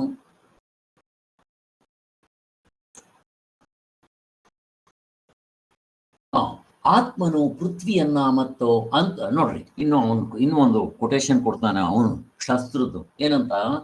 ಆತ್ಮನು ಆ ಪೃಥ್ವಿಯನ್ನ, ಪೃಥ್ವಿ ಅಂದ್ರೆ ಕೆಳಗಡೆ ಇರೋದು, ಪೃಥ್ವಿಯನ್ನ ಮತ್ತೆ ಅಂತರಿಕ್ಷವನ್ನ, ಮೇಲ್ಗಡೆ ಆಕಾಶ ಇದೆಯಲ್ಲ ಅಂತರಿಕ್ಷ, ಅದು ಎರಡನ್ನು ಹಿಡಿದಿಟ್ಕೊಂಡಿದ್ದಾನೆ. ಎರಡು ಬೇರೆ ಬೇರೆ ಆಯ್ತಲ್ಲ, ಹೆಂಗೆ ಹೇಳ್ತೀರ ಅಂತ ಹೇಳ್ತಾ ಇದ್ದ.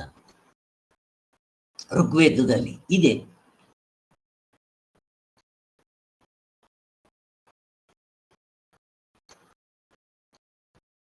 ಹೀಗಿರುವಲ್ಲಿ ಕರ್ಮಕಾಂಡ ಜ್ಞಾನಕಾಂಡಗಳ ವಾಕ್ಯಗಳಿಗೆ ಒಂದಕ್ಕೊಂದು ವಿರುದ್ಧವಾದರೆ ಜ್ಞಾನಕಾಂಡದ ವಾಕ್ಯಗಳಿಗೆ ಅರ್ಥದ ಏಕತ್ವ ಒಂದೇ ಸಮಂಜಸವೆಂದು ನಿರ್ಧರಿಸುವುದು ಹೇಗೆ ಸೇರೋಗುತ್ತೆ? ಇಲ್ಲಿ ಕರ್ಮಕಾಂಡ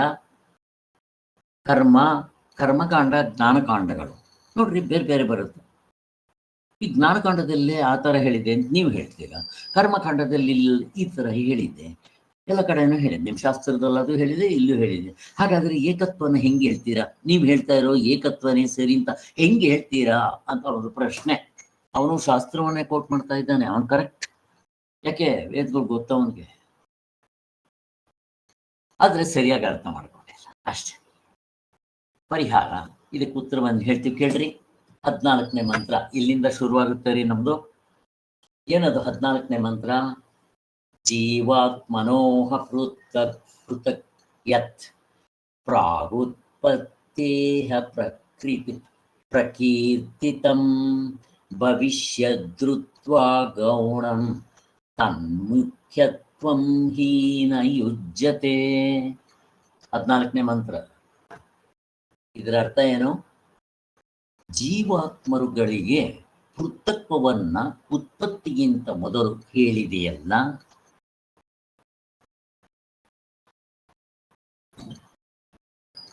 ಅದು ಭವಿಷ್ಯ ದೃಷ್ಟಿಯಿಂದ. ಅದಕ್ಕೆ ಅವನು ಉತ್ತರ ಕೊಡ್ತಾ ಇದ್ದಾರೆ. ಕರೆಕ್ಟ್. ಜೀವಾತ್ಮರುಗಳಿಗೆ ಆ ಉತ್ಪತ್ತಿಗಿಂತ ಮೊದಲು ಹೇಳಿದೆ ಏನಂತ? ಗೌಣವಾಗಿ ಹೇಳಿದೆ, ಭವಿಷ್ಯ ದೃಷ್ಟಿಯಿಂದ. ಮುಂದೆ ಅವನ ಆತ್ಮತತ್ವವನ್ನು ತಿಳ್ಕೊಳ್ಳಿ ಅಂತ ಹೇಳಿ ಅದನ್ನ ಸೆಕೆಂಡ್ರಿ ಇದರಿಂದ ಹೇಳಿರೋದು.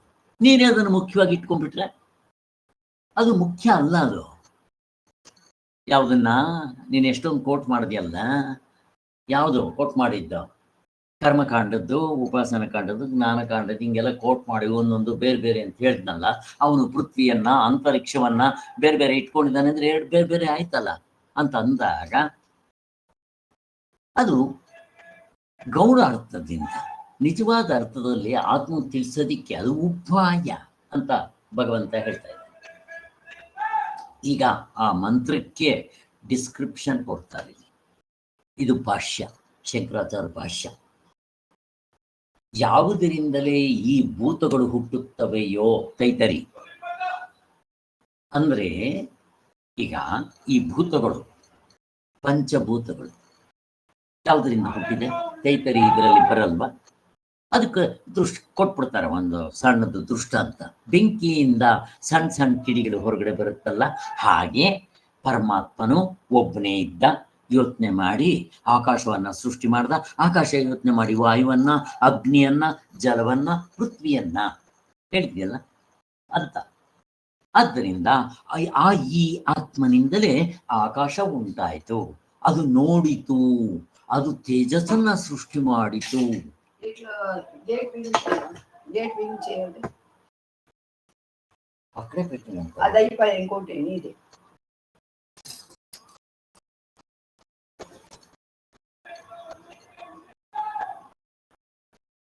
ಹೇಗಿದೆ ನೋಡಿ.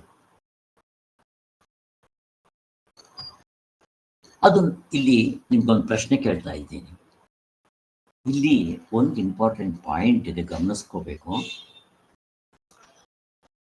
ಆತ್ಮನು ಮೊದಲು ಒಬ್ಬನೇ, ಅವನೊಬ್ಬನೇ ಇದ್ದ. ಅವನು ಯೋಚನೆ ಮಾಡಿ ಆಕಾಶವನ್ನ ಸೃಷ್ಟಿ ಮಾಡ್ದ. ಇಲ್ಲಿ ಯೋಚನೆ ಮಾಡಿ ಅಂತ ಹೇಳಿದೆ, ಯಾಕೆ? ಏನಾದರೂ ಇದ್ರಲ್ಲಿ ಅರ್ಥ ಉಂಟಾ? ಮುಂದಕ್ಕೆ ಹೆಲ್ಪ್ ಆಗುತ್ತಾ ನಮ್ಗೆ ಯಾರಾದ್ರೂ? ಚೈತನ್ಯ ಸ್ವರೂಪ ಸರ್, ಆತ್ಮನು ಅಂತ ಹೇಳ್ತಾ ಇದ್ದು ಚೈತನ್ಯ, ಅದಕ್ಕೋಸ್ಕರ ಯೋಚನೆ ಮಾಡಿತು ಅಂತ ಹೇಳ್ತಾ ಇದ್ದಾರೆ ಸರ್. ಹಾ, ಯಾರನ್ನ ಅದನ್ನ ಯಾರ್ದು ಹೊಡೆದಾಕೋಸ್ಕರ ಹೆಲ್ಪ್ ಆಗುತ್ತೆ ನಮ್ಗಿದು? ಸೃಷ್ಟಿ ಆಗಿದೆ ಅಂತಾರಲ್ಲ ಸರ್ ಇವರೆಲ್ಲ, ಅದರಿಂದ ಅದನ್ನ ಸೃಷ್ಟಿ ಕಾರ್ಯ ತೋರಿಸ್ತಾ ಇಲ್ಲ, ಆತ್ಮನೇ ಇರೋದು ಅನ್ನೋದನ್ನ ತೋರ್ಸಕ್ಕೋಸ್ಕರ ಸಾಂಖ್ಯರು ಅವರೆಲ್ಲ ಹೇಳ್ತಾರಲ್ಲ ಸರ್, ಸೃಷ್ಟಿ ಆಗಿದೆ ಅಂತ, ಪರಮಾಣುಗಳಿಂದ ಸೃಷ್ಟಿ ಆಯ್ತು ಪ್ರಧಾನದಿಂದ ಅಂತ, ಅದಕ್ಕೋಸ್ಕರ ಹೊಡೆದಾಕಕ್ಕೆ ಹೇಳ್ತಾ ಇದ್ದಾರೆ ಸರ್. ಇಲ್ಲಿ ಸ್ವಲ್ಪ ಅದನ್ನ ಹೈಲೈಟ್ ಮಾಡಬೇಕು. ಕರೆಕ್ಟ್ ನಿಮ್ದು. ಇಲ್ಲಿ ಅವ್ರು ಹೇಳೋದು ಅನಾತ್ಮದಿಂದ ಸೃಷ್ಟಿ ಆಯಿತು ಅಂತ. ಅವರು ಪ್ರಧಾನ ಅಂತನ್ಲಿ ಅಥವಾ ಅಣುಗಳು ಅಂತ ಹೇಳಿ, ಆಟಮ್ ಅಂತ ಹೇಳಿ, ಅವು ಅನಾತ್ಮಗಳು. ಅನಾತ್ಮಗಳಿಂದ ಚೇತನ ಹೆಂಗಾಗುತ್ತೆ, ಚೈತನ್ಯ ಹೆಂಗುಟ್ಟುತ್ತೆ? ಅದು ಆಗೋದಿಲ್ಲ. ಇದು ಪ್ರಶ್ನೆ. ಅದಕ್ಕೋಸ್ಕರ ಆತ್ಮನಿಂದ ಸೃಷ್ಟಿ ಆಯಿತು ಅಂತ ಹೇಳಲಿಕ್ಕೆ ಅದು ಯೋಚನೆ ಮಾಡ್ತು ಅಂತ ಹೇಳೋದು. ಅದಕ್ಕೋಸ್ಕರನೇ ಅದನ್ನು ಹೇಳುವಾಗ ತೈತರಿ ಉಪನಿಷತ್ನಲ್ಲಿ ಸತ್ಯಂ ಜ್ಞಾನಂ ಅನಂತಂ ಆನಂದಂ ಬ್ರಹ್ಮ. ಆನಂದ ಇಲ್ಲ, ನಾನು ಸೇರಿಸ್ತಾರೆ ಬ್ರಹ್ಮ ಅಂತೀವಿ. ಅದು ಆನಂದ ಇಲ್ಲದಿದ್ರೆ ಅದಕ್ಕೆ ಬೆಲೆ ಇರಲ್ಲ ಅಂತ ನಾನು ಆನಂದ ಸೇರಿಸಿದೆ. ಶಾಸ್ತ್ರದಲ್ಲಿ ಅಲ್ಲಿ ಹೇಳಿಲ್ಲ, ಬೇರೆ ಕಡೆ ಬೇಕಾದಷ್ಟೇ ಹೇಳ್ತಾರೆ. ಇನ್ನು ತೈತರಿ ಉಪನಿಷತ್ನಲ್ಲಿ ನೀವು 3ನೇ ತಗೊಂಡ್ರೆ ಆನಂದವಲ್ಲಿನೇ ಅದು ಇರಲಿ. ಅದಕ್ಕೋಸ್ಕರ ಈ ದೃಷ್ಟಿಯಿಂದ ಪಾಯಿಂಟ್ ಚೆನ್ನಾಗಿ ಮನಸ್ಸಿನಲ್ಲಿ ಇಟ್ಕೋಬೇಕು. ಬೇರೆಯವರೆಲ್ಲ ಅನಾತ್ಮದಿಂದ ಸೃಷ್ಟಿ ಆಯಿತು ಅಂತ ನಾವು ಹೇಳ್ತೀವಿ, ಸೃಷ್ಟಿ ಆಯಿತು ಅಂತ. ನಮ್ಮದು ಗೌಣ, ನಿಜವಾಗ್ಲೂ ಸೃಷ್ಟಿ ಆಗಿಲ್ಲ. ಯಾಕೆ ಹೇಳ್ತೀವಿ ಅಂತಂದರೆ, ಈ ಕೆಳಗಡೆ ಮಟ್ಟದಲ್ಲಿ ಇರ್ತಾರಲ್ಲ ಅವ್ರು ತಿಳ್ಕೊಳ್ಳೋದಿಕ್ಕೆ ನಾವು ಸೃಷ್ಟಿ ಆಗಿದೆ ಅಂತ ಪಟ್ಟಾಗಿ ಇಟ್ಕೊಂಡ್ಬಿಟ್ಟಿದ್ದೀವಿ. ಅದಕ್ಕೋಸ್ಕರ ನಮ್ಮ ದೃಷ್ಟಿಯಿಂದ ಅದು ಸೃಷ್ಟಿ ಆಗಿದೆ ಅಂತ ಫಸ್ಟ್ ಹೇಳಿ ಅಧ್ಯಾರೋಪದ ದೃಷ್ಟಿಯಿಂದ ಆಮೇಲೆ ತೆಗ್ದಾಕ್ತಾರೆ. ಫಸ್ಟ್ ನೀವು ಇಲ್ಲಿ ನಿಂತ್ಕೊಳ್ರಿ, ಆಮೇಲೆ ಅದನ್ನು ಹೊಡೆದಾಕ್ತೀವಿ ಅಂತಾರೆ. ಅದಕ್ಕೋಸ್ಕರ ಅಷ್ಟೇ. ಆದ್ದರಿಂದ ಮುಂತಾದ ಉತ್ಪತ್ತಿಯನ್ನು ಹೇಳುವುದಕ್ಕೆ ಬಂದಿರುವ ಉಪನಿಷತ್ ವಾಕ್ಯಗಳಿಗಿಂತ ಮೊದಲೇ ಜೀವಾತ್ಮರು ಬೇರೆ ಬೇರೆ ಅಂತ ಕರ್ಮಕಾಂಡದಲ್ಲಿ ಹೇಳಿದೆಯಲ್ಲ, ಜೀವಾತ್ಮರು ಬೇರೆ ಬೇರೆ ಅಂತ. ಅರೆ, ಅವ್ರು ಸೃಷ್ಟಿಯಾದ್ರು ಅವರು ಬೇರೆ ಇವರು ಬೇರೆ ಅಂತ ಹೇಳಿದೆಯಲ್ಲ, ಅದು ಪರಮಾರ್ಥವಾಗಿ ಹೇಳಿದ್ದಲ್ಲ ಕಣ, ಗೌಣಾರ್ಥದಿಂದ, ವ್ಯವಹಾರದಿಂದ.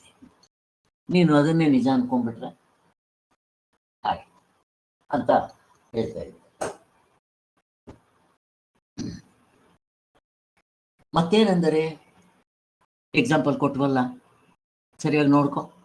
ಆಕಾಶ, ಮಹಾಕಾಶ, ಇಲ್ಲಿ ಘಟಾಕಾಶ ಅಂತ ಹೇಳಿದ್ವಿ, ಇಲ್ಲೇನು ಹುಟ್ಟಿತು ಅಂತ ಅರ್ಥ ಇಲ್ಲಿ ಇಲ್ಲ.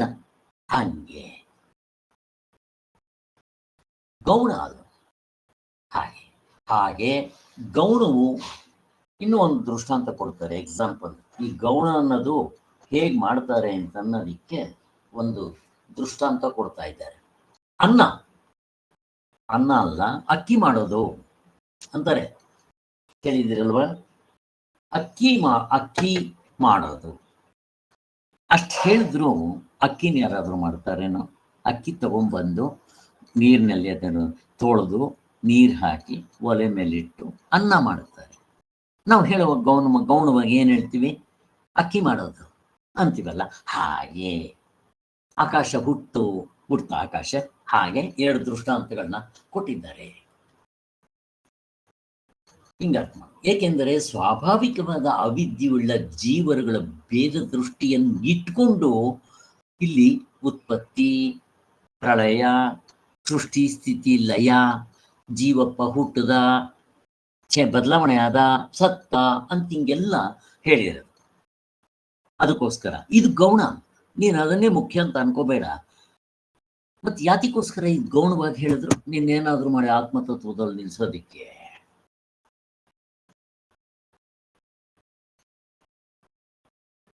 ಆತ್ಮಭೇದ ವಾಕ್ಯಗಳು ಅನುವಾದ ಮಾಡ್ತಾ ಇರುತ್ತಷ್ಟೇ. ಅನುವಾದ, ಇಲ್ಲಿ ಭೇದ ವಾಕ್ಯಗಳು ಇದೆಯಲ್ಲ, ಅನುವಾದ ಅಂತ. ಅನುವಾದ ಅಂದ್ರೇನು? ಕರ್ಮಾದಿಗಳನ್ನು ವಿಧಿಸುವುದರಲ್ಲೇ ತಾತ್ಪರ್ಯವಿದೆ. ಅವುಗಳಿಗೆ ಕರ್ಮಗಳು ಪಾಪ ಅವ್ರಿಗೆ ಜ್ಞಾನ ಕಾಣದಲ್ಲಿ ಒಂದೇ ಸರಿ ನಿಂತ್ಕೊಳಕ್ ಬರಲ್ಲ. ಅವ್ರಿಗಿಂತ ಕೆಳಗಡೆ ಇರೋ ಉಪಾಸನೆಗಳು ನಾವು ಮಾಡಕ್ ಬರಲ್ಲ. ಅವ್ರಿಗೆ ಕರ್ಮಕಾಂಡದಲ್ಲಿ ಹೇಳಿದ್ದೀವಿ. ಕಾಮ್ಯ ಕರ್ಮ ಇರೋರು ಕರ್ಮಕಾಂಡದಲ್ಲಿ ಹೇಳಿದ್ದೀವಿ. ಇನ್ನೂ ಯಾಕೆ ಕರ್ಮಕಾಂಡ ಹೇಳಿದ್ರು ಅಂತಂದ್ರೆ ಇನ್ನೂ ಒಂದು ಪ್ರಶ್ನೆ ಕೇಳ್ತೀನಿ. ಯಾಕೆ ಕರ್ಮಕಾಂಡದಿಂದ ಇನ್ನೇನು ಬೆನಿಫಿಟ್ ಆಗುತ್ತೆ ಹೇಳ್ರಿ? ಅವ್ರ ಮೇಲ್ಗಡೆ ಇರೋವ್ರಿಗೆ ಕಾಮ್ಯ ಕರ್ಮದಿಂದ ಇರೋದ್ರಿಂದ ಕರ್ಮಕಾಂಡದಲ್ಲಿ ಯಾಗಾಗಿ ಹೇಳಿದೆ? ಇನ್ ಬೇರೆಯವ್ರಿಗೂ ಬೆನಿಫಿಟ್ ಇದೆ ಕರ್ಮಕಾಂಡ ಹೇಳಿರೋದ್ರಿಂದ. ಯಾರಿಗೆ? ನಂಬಿಕೆ ಶ್ರದ್ಧೆ ಎಲ್ಲ ಬರುತ್ತೆ ಸರ್. ಅಂದ್ರೆ ಮಾಡಿ ಪಡೆಯೋದೇ ಆದ್ರೂ ಸಹಿತ ಆ ಶ್ರದ್ಧೆಯಿಂದ ಮಾಡ್ಬೇಕಲ್ಲ ಸರ್ ಅದನ್ನೆಲ್ಲ. ಅದೆಲ್ಲ ಸ್ವೇಚ್ಛಾ ಪ್ರವೃತ್ತಿಯಿಂದ ತಪ್ಸೋದಕ್ಕೋಸ್ಕರ ಕರ್ಮಕಾಂಡ ಹೆಲ್ಪ್ ಆಗುತ್ತೆ. ಇಲ್ದಿದ್ರೆ ಅವರು ಈಗ ಆಸೆ ಕಾಮನೆ ಇದೆ, ಕಾಮನೆ ಹೇಗ್ ಬಂತು? ಅಧ್ಯಾಸದಿಂದ. ಅದನ್ನೇನು ಮಾಡೋಕ್ ಬರಲ್ಲ, ಸಹಜ ನೈಸರ್ಗಿಕ. ಯಾವಾಗ ಬಂತೋ ಎಲ್ಲಿ ಬಂತೋ ಗೊತ್ತಿಲ್ಲ, ಎಲ್ರಿಗೂ ಬಂದಿದೆ. ಯಾರೆಲ್ರಿಗೂ? ಬ್ರಹ್ಮನಿಂದ ಹಿಡಿದು ಸ್ತಂಭದವರೆಗೂ ಇದೆ. ಈಗ ಇದ್ದ ಮೇಲೆ ಅದಕ್ಕೊಂದು ನಾನು ತೋರಿಸ್ಬೇಕೋ ಬೇಡವಾ? ಏನಿದೆ? ಒಂದು ಕಾಮ ಇದೆ. ಏನ್ ಕಾಮ ಇದೆ? ವಿದ್ಯೆ ಬೇಕು ಅಂದ್ರೆ ಸರಸ್ವತಿ ಪೂಜೆ ಹಂಗೆ ನಾವು ತೋರಿಸ್ಕೊಡ್ತೀವಿ. ಅವ್ರಿಗೆ ವಿದ್ಯೆ ಬೇಕು, ಹಣ ಬೇಕು, ಮಕ್ಕಳು ಬೇಕು. ಅವ್ರ ಕಾಮ ಬೇಕದು ಒಂದ ಎರಡ 100 ಇದೆ. ಅದಕ್ಕೋಸ್ಕರ ನಾವೇನ್ ಮಾಡ್ತೀವಿ, ಅವನಿಗೆ ಸ್ವಲ್ಪ ಪ್ರಾಪರ್ ಚಾನಲ್ ತೋರಿಸ್ಬಿಡ್ತೀವಿ. ಈಗ ನಾನೇನಾದ್ರೂ ಕರ್ಮಕಾಂಡ ಹೇಳದೆ ಇದ್ರೆ ಇವನು ಸ್ವೇಚ್ಛಾ ಪ್ರವೃತ್ತಿ ಅದು ಪ್ರಾಪರ್ ಚಾನಲ್ ಹೋಗಲ್ಲ, ರಾಂಗ್ ರೂಟ್ನಲ್ಲಿ ಹೋಗ್ಬಿಡ್ತಾನೆ. ಮತ್ತೇನಾಗುತ್ತೆ? ಅವನಿಗೆ ಜೈಲ್ಗೆ ಹೋಗ್ಬೇಕು, ಕೊನೆಗೆ ಆ ಕರ್ಮ ಅನುಭವಿಸ್ಬೇಕು. ಅವನು ಕೊಲೆ, ದರೋಡೆ, ಮೋಸ, ವಂಚನೆ, ಕಪಟ, ಹಿಂಸೆ, ಇಲ್ಲಿಗೆ ಹೋಗ್ಬಿಡ್ತಾನ. ಯಾಕೆ? ಕಾಮನೆ ಇದೆ. ಅದಕ್ಕೋಸ್ಕರನೇ ಶಾಸ್ತ್ರ ಮೆತ್ತಿಗೆ ಅವ್ರನ್ನ ಒಂದು ಕಾಮ ತೋರಿಸ್ತಾರ. ನೋಡಪ್ಪ, ಇಂಥ ಕಾಮ ಇದೆ, ಇಂಥದ್ದು ಮಾಡೋ, ನಿಂಗೆ ಸಿಗುತ್ತೆ. Proper channel, natural. ಬಟ್ ಅದರಿಂದ ಮತ್ತೆ ನೀನು ಮೋಕ್ಷಕ್ಕೆ ಕರ್ಕೊಂಡು ಹೋಗುತ್ತೆ. ಮೊದಲು ಕಾಮನೆಯಿಂದ ಮಾಡೋ, ಆಮೇಲೆ ನಿಷ್ಕಾಮದಿಂದ ಮಾಡೋದು ಹೇಳ್ಕೊಡ್ತೀನಿ. ಹೇಗೆ ತಗೊಂಡ್ಬರ್ತಾರೆ ನೋಡ್ರಿ. ಆಮೇಲೆ ನಿತ್ಯ ಕರ್ಮಗಳು, ಆಮೇಲೆ ನಿಷ್ಕಾಮ. ಸ್ಟೆಪ್ಸ್ ಹಿಂಗಿದೆ, ಇದನ್ನ ಅರ್ಥ ಮಾಡ್ಕೋಬೇಕು, ಮರಿಬಾರ್ದು. ಅಲ್ಲಿಗೆ ಯಾರನ್ನೂ ಬಿಡೋದಿಲ್ಲ ಶಾಸ್ತ್ರ. ಶಾಸ್ತ್ರ ತುಂಬಾ ಕರುಣಾಮಯಿ. ಎಲ್ರೂ ಮಕ್ಕಳೇ, ಅದಕ್ಕೆ ಅವರಲ್ಲೂ ಅದೇ ಆತ್ಮ ಇರೋದು. ಅದಕ್ಕೆ ಅವ್ರನ್ನ ನೆಗ್ಲೆಕ್ಟ್ ಮಾಡಕ್ ಬಿಡುತ್ತಾ? ಅದು ಏನಾದ್ರೂ ಮಾಡಿ ಅವ್ರನ್ನ ಇಲ್ಲಿಂದ ತಗೊಂಡ್ಬರ್ಬೇಕು. ಫಸ್ಟ್ ಕ್ಲಾಸ್ ಬರೋ ಸ್ಟೂಡೆಂಟ್ಸ್ಗಳಿಗೆ ಮೇಸ್ಟ್ರಿಗೆ ಕಾನ್ಸಂಟ್ರೇಷನ್ ಇರೋಲ್ಲ. ಮೇಸ್ಟ್ರಿಗೆ ಯಾರಿಗಿರುತ್ತೆ ಅಂದ್ರೆ ಅವ್ನು ತುಂಬಾ ದಡ್ಡನಾಗಿರ್ತಾನಲ್ಲ, ಅಂಥವ್ರನ್ನ ಮೇಲಕ್ಕೆ ತಗೊಂಡ್ಬರ್ಬೇಕು ಅಂತ ಇರುತ್ತೆ. ಅವನು ಫಸ್ಟ್ ಕ್ಲಾಸ್ನಲ್ಲಿರೋವನು ಅವನಷ್ಟು ಅವನೇ ಮೇಲಕ್ಕೆ ಹೋಗ್ತಾನೆ. ಏನು ಅಷ್ಟು ಕಷ್ಟಪಡ್ಬೇಕಾಗಿಲ್ಲ. ಈಗ ಅದಕ್ಕೆ ನಮ್ಮಲ್ಲಿ ಕೆಳಗಡೆಯಿಂದ ಎತ್ಕೊಂಡ್ಬರ್ಬೇಕು. ಅದನ್ನು ಹೇಳ್ತಾ ಇದ್ದಾರೆ ಇದನ್ನ. ಅದಕ್ಕೋಸ್ಕರನಪ್ಪ ಹೀಗೆ ಸ್ಟೆಪ್ ಬೈ ಸ್ಟೆಪ್ ಕರ್ಕೊಂಡ್ ಬರೋದಿಕ್ಕೆ ಹೇಳಿದ್ದಾರೆ ಅಷ್ಟೇ. ನೀನು ಅದನ್ನೇ ಸತ್ಯ ಅನ್ಕೊಂಡ್ಬಿಟ್ಟೀಯಾ? ಈ ಕರ್ಮಕಾಂಡವೂ ಅಲ್ಲೇ ನಿಂತ್ಕೋಬಾರ್ದು, ಜ್ಞಾನಕಾಂಡ ಅಲ್ಲೂ ನಿಂತ್ಕೋಬಾರ್ದು, ಉಪಾಸನಾ ಕಾಂಡ ಅಲ್ಲೇ ನಿಂತ್ಕೋಬಾರ್ದು, ಜ್ಞಾನಕಾಂಡಕ್ಕೆ ಬರಬೇಕು, ಅಲ್ಲೇ ನಿಂತ್ಕೋಬಾರ್ದು. ಮತ್ ಮುಕ್ತನಾಗ ಮೇಲಕ್ಕೆ ಹೋಗ್ಬೇಕು ಅಂತ ಜೀವ ಪರಮಾತ್ಮರುಗಳು ಒಂದೆಂಬುದನ್ನು ತಾತ್ಪರ್ಯದಿಂದ ತಿಳಿಸುವುದಕ್ಕೆ ಉಪಾಯವಾಗಿ ಹೇಳಿದೆ. ಅಲ್ಲಿಗೆ ಈ ಪೃಥ್ವಿ ಇವೆಲ್ಲ ಮೊದಲು ನೀನೇನ್ ಕೊಟ್ಟು ಎಕ್ಸಾಂಪಲ್ಸ್ ಅವೆಲ್ಲ ಗೌಣ ಅರ್ಥ, ಸೆಕೆಂಡರಿ ಅಷ್ಟೇ ಅಂತ ಹೇಳ್ತಾ ಇದ್ದಾರೆ. ಅದಕ್ಕೋಸ್ಕರ ನೋಡು, ಇನ್ನು ಬೇರೆ ಶಾಸ್ತ್ರಗಳ ಶ್ರುತಿಗಳಲ್ಲಿ ನಾವು ಹೇಳ್ತೀವಿ ಅದೇ ನೀನಾಗಿರುವೆ. ಹೇಗಿದೆ? ಆ ಮೇಕೆ ಅಂತ ಅಂದ್ಕೊಂಡಿದ್ದನ್ನೇ ಹುಲಿ ಆಗಿದೆ ಅಂತ ತಾನೇ ಹೇಳಿದ್ದಲ್ಲಿ, ಹಾಗೆ ಅವನಿಗೆ ಜೀವಪ್ಪ ಅಂತ ಅನ್ಕೊಂಡಿದ್ದ, ಅವನ್ನೇ ಹೇಳಿದ್ದು ತತ್ವಮಸಿ ಶ್ವೇತಕ್ಕೆ ನೀನೇ ಅದಾಗಿದ್ಯಾ ನೋಡು ಅಂತ. ಬೇರೆದೇನು ಹೇಳಿದ್ಯೇನೋ? ಜೀವಪ್ಪನ್ನೇ ಪರಮಾತ್ಮನಾಗಿದ್ಯಾ ಅಂತ ಹೇಳ್ತಾ ಇದ್ದೆ. ಅಲ್ಲಿ ಅವನ ಅವಿದ್ಯೆ ಬಿಟ್ಬಿಟ್ರೆ ಅದೇ ಪರಮಾತ್ಮ. ರಾಂಗ್ ನಾಲೆಡ್ಜ್ ಬಿಟ್ಬಿಡ್ಬೇಕು. ಆದ್ದರಿಂದ ಮುಂದೆ ಉಪನಿಷತ್ತುಗಳಲ್ಲಿ ಏಕತ್ವವನ್ನು ಶ್ರುತಿಯು ತಾತ್ಪರ್ಯದಿಂದ ತಿಳಿಸುವುದು ಅಂತ ಮುಂದೆ ಆಗುವ ಏಕತ್ವ ವೃತ್ತಿಯನ್ನು ಅವಲಂಬಿಸಿ ಅಜ್ಞರ ದೃಷ್ಟಿಯಿಂದ, ಅಂದ್ರೆ ಅವಿದ್ಯೆ ಇರೋ ಜನರ ಭೇದ ದೃಷ್ಟಿಯಿಂದ ಗೌಣವಾಗಿ ಅನುವಾದ ಮಾಡಿಕೊಂಡು ಕರ್ಮಕಾಂಡ ಉಪಾಸನ ಕಾಂಡವನ್ನ ಹೇಳಿದೆ. ಗೊತ್ತಾಯ್ತು?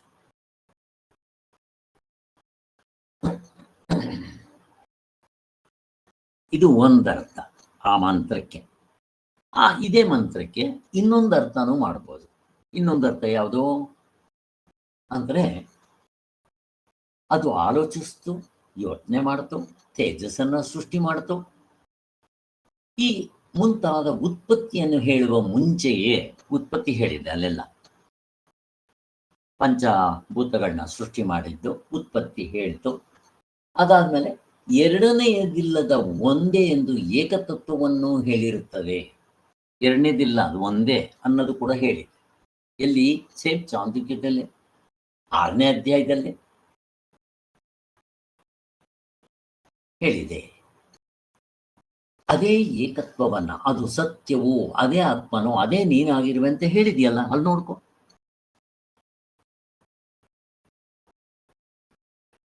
ಈ ಭವಿಷ್ಯ ದೃಷ್ಟಿಯ ಅಪೇಕ್ಷೆಯಿಂದ, ಅಂದ್ರೆ ಮುಂದೆ ಅವನು ಅವಿದ್ಯೆಯನ್ನ ದಾಟಿ ತನ್ನ ನಿಜವಾದ ತತ್ವದಲ್ಲಿ ತಿಳ್ಕೊಂತಾನೆ ಅನ್ನೋ ದೃಷ್ಟಿಯಿಂದ ಜೀವಾತ್ಮರುಗಳಿಗೆ ಭೇದ ಅಂತ ಮೊದಲು ಇದ್ರೂ ಅದು ಅಭೇದವೇ. ನಾವು ಹೇಳಿರೋದು ಗೌಣ ದೃಷ್ಟಿಯಿಂದ ಇವಾಗ ಅಂತ ಹೇಳ್ತಾ ಇದ್ದಾರೆ. ಆದ್ದರಿಂದ ದೃಷ್ಟಾಂತ ಹೇಳಿದ್ರಲ್ಲ, ಅನ್ನವನ್ನ ಆಡುತ್ತಾನೆ ಅಂದ್ರೆ ಅಕ್ಕಿಯನ್ನ ಆಡುತ್ತಾನೆ ಅಂದ್ರೆ ಅನ್ನ ಮಾಡ್ತಾನೆ ಅಂತ ಅರ್ಥ. ಅದೇ ರೀತಿ ಅಂತ ಹೇಳ್ತಾ ಇದ್ದಾರೆ. ಮುಗಿದೋಯ್ತು. ಈಗ ಸೃಷ್ಟಿ ವಾಕ್ಯಗಳಿಗೆ ತಾತ್ಪರ್ಯ. ಇಲ್ಲಿ ತಿರ್ಗಾ ಅವನ ಆಕ್ಷೇಪ ಮಾಡ್ತಾನ. ಏನವನ ಆಕ್ಷೇಪ?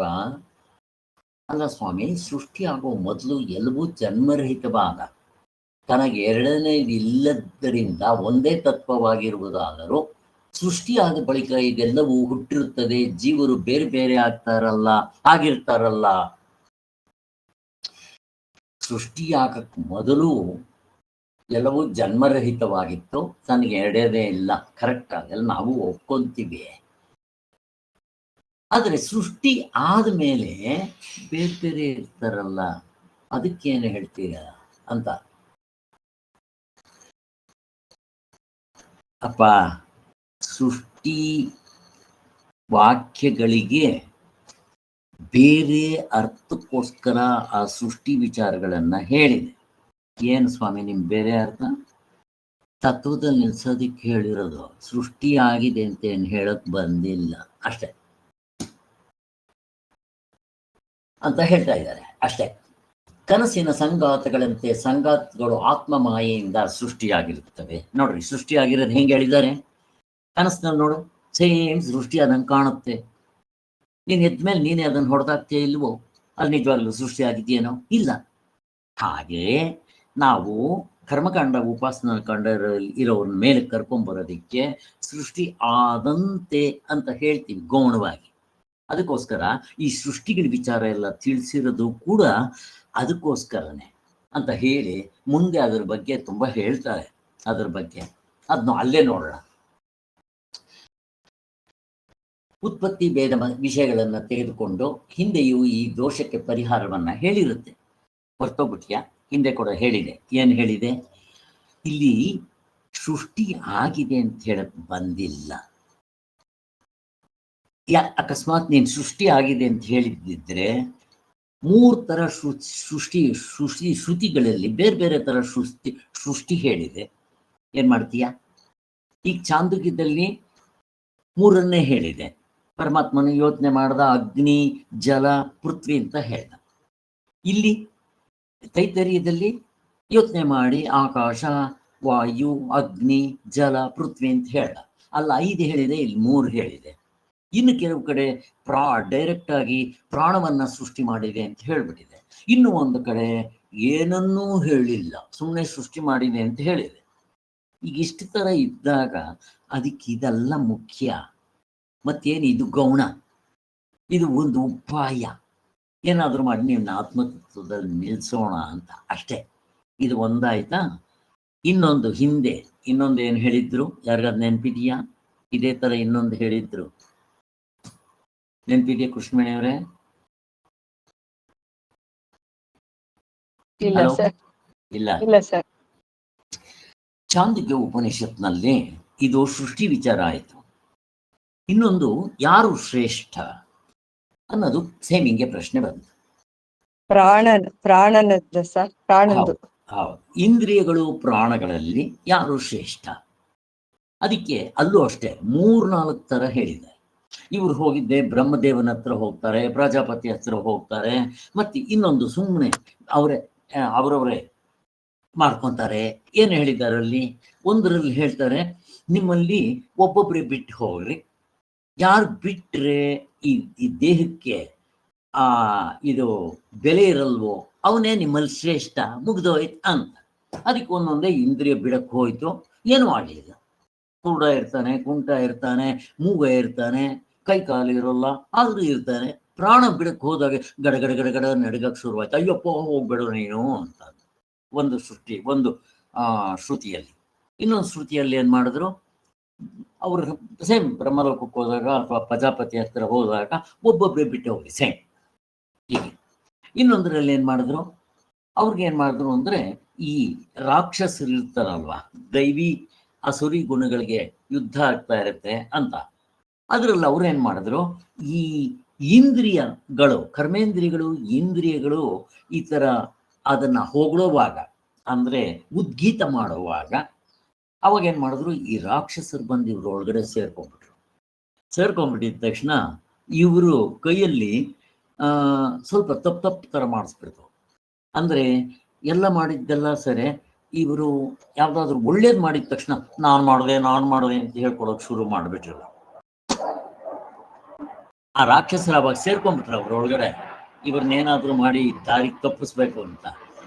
ಅವಾಗ ಏನಾಯ್ತು, ಇದು ನಾನು ಮಾಡ್ಕೊಂಡಿದ್ದು ಅಂತ ಹೇಳಿದ್ರು. ಅದಕ್ಕೋಸ್ಕರ ಇವ್ರದ್ದು ಹೊಂದಲಿಲ್ಲ. ಹಾಗೆ ಅವನೇನ್ ಮಾಡ್ದ, ಆ ರಾಕ್ಷಸರು, ಆ ಸುರಿ ಗುಂಡವರು ಪ್ರಾಣ ಕೂಡ ಹಂಗೆ ಉದ್ಗೀತ ಮಾಡಕ್ ಶುರು ಮಾಡಿದ ತಕ್ಷಣ ಈ ರಾಕ್ಷಸರು ಅವನ ಸೇರ್ಕೊಂಡ್ರು. ಆದ್ರೆ ಅವನು ಈಲ್ಡ್ ಆಗ್ಲಿಲ್ಲ. ನಾವು ಅದಕ್ಕೆ ಈ ಅಸುರಿ ಗುಣಗಳು ನಮ್ಮಲ್ಲಿ ಇರುತ್ತೆ, ಅದು ಬಂದಿದ್ದೆ ಬೇಡ ಅಂತ ಅನ್ನುತ್ತೆ, ಬಟ್ ನಾವು ಅದಕ್ಕೆ ಬೆಲೆ ಕೊಡಬಾರ್ದು. ಮತ್ತೆ ಅವಾಗೇನಾಗುತ್ತೆ, ಅದಕ್ಕೆ ಪ್ರಾಣನು ಅವನೇ ಗೆದ್ದ, ಅವನೇ ಶ್ರೇಷ್ಠ ಅಂತಂದ್ರು. ನಮ್ಗೆ ಈ ಅಸುರಿ ಗುಣಗಳು ಹೇಗ್ ಮೋಸ ಮಾಡುತ್ತೆ ಅದಕ್ಕೆ ದೃಷ್ಟಾಂತ ಕೊಟ್ಟಿದ್ದೆ, ಯಾರಿಗಾದ್ರು ನೆನಪಿದೀಯಾ? ಒಂದು ಬಾಳೆಹಣ್ಣು ಗೊನೆ ಇದೆ, ಮೇಲ್ಗಡೆ ನಾನು ಯಾರಾದ್ರೂ ಅವ್ರು ಬಂದಾಗ, ನೆಂಟ್ರೇ ಆಗ್ಲಿ, ಯಾರಿಗಾದ್ರೂ ಗೊತ್ತಿರೋರೇ ಆಗ್ಲಿ, ಭಿಕ್ಷುಕರೇ ಆಗ್ಲಿ, ಅನ್ನಿಸ್ಬಿಡ್ತು ನನಗೆ. ಅವ್ರು ನೋಡಿದ ತಕ್ಷಣ ಪಾಪ ಕೇಳಿದ್ರು, ಬಾಳೆಹಣ್ಣು ಗೊನೆ ಅಂಗಡಿನೇ ಇದೆ, ನಾನು ಅವ್ರಿಗೊಂದು ಗೊನೆ ಕೊಟ್ಬೇಡ ಅಂತ ಮನಸ್ಸಿನಲ್ಲಿ ಅನ್ನಿಸ್ತು. ಮೇಲಕ್ಕೆ ಹೋದೆ, ಮೆಟ್ಲತ್ತ ಇದ್ದಾಗ ಒಂದ್ ಯಾಕೆ ಕೊಡ್ಬೇಕು, ಅರ್ಧ ಕೊಟ್ರೆ ಸಾಕು. ಇನ್ನೂ ಮೇಲಕ್ಕೆ ಹೋಗೋದ್ರ ಮೇಲೆ ಕೂತ್ಕೊಂಡಾಗ ಅರ್ಧ ಯಾತಿಗೆ ಕೊಡ್ಬೇಕು, ಒಂದ್ ಚಿಪ್ ಕೊಟ್ರೆ ಸಾಕು. ಕೊನೆಗೆ ಅಲ್ಲೋದ್ಮೇಲೆ ಚಿಪ್ ಯಾಕೆ ಕೊಡ್ಬೇಕು, ಒಂದ್ 4 ಕೊಟ್ರೆ ಸಾಕು. 4 ತಗೊಂಡ್ಬಂದ ಕೊಡುವಾಗ ಒಂದೇ ಕೊಟ್ಟಿತ್ತು. ಇಲ್ಲಿ ರಾಕ್ಷಸರು ಬಂದು ಸೇರ್ಕೊಂಡ್ಬಿಡ್ತಾರೆ, ಹುಷಾರಾಗಿರ್ಬೇಕು. ಅದಕ್ಕೆ ಆ ಕರ್ಣನ ಕಥೆನೂ ಬರುತ್ತಿಲ್ಲಿ. ಕರ್ಣ ಊಟ ಮಾಡ್ತಾ ಇದ್ರೆ ಯಾರೋ ಭಿಕ್ಷದವನ್ ಬಂದಿದ ತಕ್ಷಣ ಎಂಜಲ್ ಕೈನಲ್ಲಿ ಹಂಗೆ ಹಾಕ್ಬಿಡ್ತಾನೆ. ಅವನು, ಏನ್ ಸ್ವಾಮಿ ನೀವು ಎಂಜಲ್ ಕೈನಲ್ಲಿ ಕೊಟ್ರಿ ಅಂತ, ಕ್ಷಮಿಸಿ ಸ್ವಾಮಿ, ನಾನೇನಾದ್ರೂ ಕೈ ತೊಳ್ಕೊಂಡ್ಬರೋ ನಿಮ್ಗೆ ಚಿನ್ನದ ಲೋಟ ಯಾಕೆ, ಬೆಳ್ಳಿ ಲೋಟ, ಹಿತ್ತಾಳೆ ಲೋಟ ಅಥವಾ ಮಣ್ಣಿನ ಲೋಟ ಕೊಡ್ಬೋದಲ್ಲ ಅಂತ ಅನ್ಸ್ಬಿಡುತ್ತೇನೆ. ಹಾಗೆ ಇಲ್ಲಿ ನಾವು ಅದಕ್ಕೆ ಟೋಪಿ ಬೀಳ್ಬಾರ್ದು, ಅದಕ್ಕೋಸ್ಕರ ಅದನ್ನು ಹೇಳ್ತಾ ಇದ್ದೆ. ಹಿಂಗೆಲ್ಲ ಹೇಳಿದ್ದಲ್ಲ, ಅಲ್ಲಿ ಬೇರೆ ಬೇರೆ ಆಯ್ತು. ಅದಲ್ಲ ಇಂಪಾರ್ಟೆಂಟು, ಅಲ್ಲಿ ಯಾರು ಶ್ರೇಷ್ಠ ಅನ್ನೋದು ಇಂಪಾರ್ಟೆಂಟ್ ಅಲ್ಲ ಅಂತ ಇದನ್ನೆಲ್ಲ ಹೇಳಿ ಹಿಂದೆ ಹೇಳಿದ್ದನ್ನ ನೆನಪು ಕೊಡ್ತಾ ಇದ್ದಾರೆ. ಹಾಗೆ ಇಲ್ಲೇ ಮುಂದಕ್ಕೆ ಬರುತ್ತಾ ಅದು? ಇಲ್ಲೇ ಬರುತ್ತೆ, ನಾನು ಯಾಕೆ ಹೇಳಕ್ ಹೋಗ್ಬೇಕು, ಇನ್ನು ಮುಂದೆ ಇಲ್ಲೇ ಬರುತ್ತೆ ಏನೋ. ಆಯ್ತು, ಅಲ್ಲಿಗೆ ಅಷ್ಟಕ್ಕೆ ಹೇಳಿದ್ರು ಅವನಿಗೆ. ಕನಸಿಂದೆಲ್ಲ ತಿಳಿಸಿ, ಇದು ಗೌಣಕ್ಕೋಸ್ಕರ ಹೇಳಿದಪ್ಪ, ಉತ್ಪತ್ತಿ ಶ್ರುತಿಗಳಿಗೆ ತಾತ್ಪರ್ಯವನ್ನ ತಿಳಿಸುವುದಕ್ಕಾಗಿ ಹೀಗೆ ಹೇಳಿದೆ ಅಂತ ಹೇಳಿದ್ರು. ಈಗ 15ನೇ ಮಂತ್ರ. 15ನೇ ಮಂತ್ರದಲ್ಲಿ ಏನ್ ಹೇಳ್ತಾರೆ, ಮೃಲೋಹೋ ವಿಸ್ಫುಲಿಂಗಾದ್ವೈ ಸೃಷ್ಟಿರ್ಯ ಚೋದಿತಾನ್ಯಥ ಉಪಾಯ ಸೋಹ ಪತರಾರಾಯ ನಾಸ್ತಿ ಭೇದ ಕಥಂಚನ. ಇಲ್ಲಿ 3 ದೃಷ್ಟಾಂತಗಳನ್ನು ಕೊಡ್ತಾ ಇದ್ದಾರೆ. ಮಣ್ಣು, ಕಬ್ಬಿಣ, ಕಿಡಿ, ಇವುಗಳು. ಇವು ಯಾಕೆ ಕೊಟ್ಟರು ಅಂದ್ರೆ, ಮಣ್ಣಿನಿಂದ ಮಡಕೆ ಕುಡಿಕೆ ಸ್ರಾವ, ಕಬ್ಬಿಣ ಅದರಿಂದನೂ ಅಷ್ಟೇ, ಈ ಉಗುರು ಕತ್ತರಿಸೋ ಮಿಷನ್, ಕಬ್ಬಿಣದ ಆಯುಧಗಳು ಮಾಡ್ತೀವಲ್ಲ, ಸೌಟು ಮತ್ತೆ ಆಯುಧಗಳು, ಆಮೇಲೆ ಈ ಇನ್ಸ್ಟ್ರೂಮೆಂಟ್ಸು ಕಬ್ಬಿಣದಿಂದ. ಕಿಡಿ ಬೆಂಕಿ ಇರುತ್ತೆ, ಅದರಿಂದ ಕಿಡಿಗಳು ಆಡ್ತಾ ಇರುತ್ತೆ. ಹೀಗೆ 3 ದೃಷ್ಟಾಂತಗಳು ಕೊಡ್ತಾರೆ. ಬೇರೆ ಬೇರೆಯಾಗಿ ಸೃಷ್ಟಿಯನ್ನ ಹೇಳಿದೆಯಲ್ಲ ಅಂತ. ಹಾಗೆ ಅದು ವಿಷಯಕ್ಕೆ ಇಳಿಸುವುದಕ್ಕೆ ಉಪಾಯ. ಅಂದ್ರೆ ನಿಜವಾಗ್ಲೂ ಭೇದ ಇಲ್ಲ, ಆತ್ಮನಿಗೂ ಪರಮಾತ್ಮನಿಗೂ. ನಿಮ್ಮನ್ನ ಆ ಉಪಾಯವಾಗಿ ಇವುಗಳನ್ನೆಲ್ಲ ಹೇಳಿದೆ ಈ 3 ದೃಷ್ಟಾಂತಗಳಿಂದಲೂ ಹಾಗೆ ಅಂತ ಹೇಳ್ತಾ ಇದ್ದಾರೆ. ಇಲ್ಲಿ ಉತ್ಪತ್ತಿಗಾದಿಗಳು ನಿಜವಾಗ್ಲೂ ಆಗಿಲ್ಲ ಅನ್ನೋದಕ್ಕೆ. ಇಲ್ಲೇನು ಹೇಳ್ತಾರೆ ನೋಡೋಣ. ಇಲ್ಲಿ ಮಣ್ಣು ಭಾಷ್ಯ ಅರ್ಥ ಶಂಕರಾಚಾರ್ಯ ಮಣ್ಣು, ಕಬ್ಬಿಣದ ಕಿಡಿ ಮುಂತಾದ ದೃಷ್ಟಾಂತಗಳನ್ನು ಕೊಟ್ಟು ಸೃಷ್ಟಿಯನ್ನು ಬೇರೆ ಬೇರೆಯಾಗಿ ಹೇಳಿದೆಯಲ್ಲ ಅಂತ. ಇಲ್ಲಿ ನೋಡ್ರಿ, ಮಣ್ಣು ಇರೋದು ಒಂದೇ, ಮಡಿಕೆ, ಕುಡಿಕೆ, ಶ್ರಾವ, ತಟ್ಟೆ ಸೃಷ್ಟಿ ಆದಂಗೆ. ಅದೇ ರೀತಿ ಕಬ್ಬಿಣ ಅದರಿಂದ ಬೇಕಾದಷ್ಟು ಆದಂಗೆ. ಕಿಡಿ ಅಲ್ಲಿ ಬೆಂಕಿ ಒಂದೇ ಇರೋದು, ತಿರುಗಿಸಿದಾಗ ಅದರಿಂದ ಕಿಡಿಗಳು ಹಾರು ಬಂದಂಗೆ. ಅಲ್ಲಿ ಬೇಕಾದಷ್ಟು ಥರ ಸೃಷ್ಟಿಗಳು ಹೇಳಿದ್ದಾರಲ್ಲ, ಅದೇ ಥರ ಇಲ್ಲೂ ಬೇಕಾದ ತಗೋಬಹುದು ಅಂತ ಹೇಳ್ತಾ ಇದ್ದಾರೆ. ಅಲ್ಲಿಗೆ ಒಂದರಿಂದಲೇ ಅನೇಕವಾಗಿ ಬಂದಂತೆ ತೋರ್ತಾ ಇದೆ. ಹಾಗೆ ಆತ್ಮ ಒಬ್ಬನೇ ಅನೇಕವಾಗಿ ಬೇರೆ ಇದ್ದಂತೆ ತೋರ್ತಾನೆ. ಆ ಉಪಾಧಿಗಳನ್ನ ಬಿಟ್ಟು ನೋಡ್ರಿ, ಆತ್ಮನೇ. ಆದ್ದರಿಂದ ಈ ಸೃಷ್ಟಿ ಪ್ರಕಾರವೆಲ್ಲವೂ ಜೀವ ಪರಮಾತ್ಮರ ಐಕ್ಯದ ಬುದ್ಧಿಗೆ ಇಳಿಸೋದಕ್ಕೆ ಅಷ್ಟೇ. ಜೀವ ಬೇರೆ, ಪರಮಾತ್ಮ ಬೇರೆ ಅಲ್ಲ. ಪರಮಾತ್ಮನೇ ಜೀವನ ರೂಪದಲ್ಲಿ ಇದ್ದಾನೆ ಅನ್ನೋದಕ್ಕೆ. ಹೇಗೆ ಹಿಂದೆ ಪ್ರಾಣ ಸಂವಾದದಲ್ಲಿ ಇವುಗಳಿಗೆ ವಾಕು ಮುಂತಾದವುಗಳಿಗೆ ಅಸುರ ಪಾಪದ ಹೊಡೆತ ಆಯಿತು ಅಂತ ಹೇಳಿದ್ರಲ್ಲ, ಅದು ಅಂತ ಹೇಳಿ ಜ್ಞಾಪಕ ಮಾಡ್ತಾ ಇದ್ದಾರೆ. ಮತ್ತೆ ಇಲ್ಲಿ ಪ್ರಾಣನ ಹೆಚ್ಚುಗಾರಿಕೆ ತಿಳ್ಸಕ್ಕೆ ಬಂದಿದ್ರು, ಇಲ್ಲಿ ಉಪಾಯ ಅಷ್ಟೆ.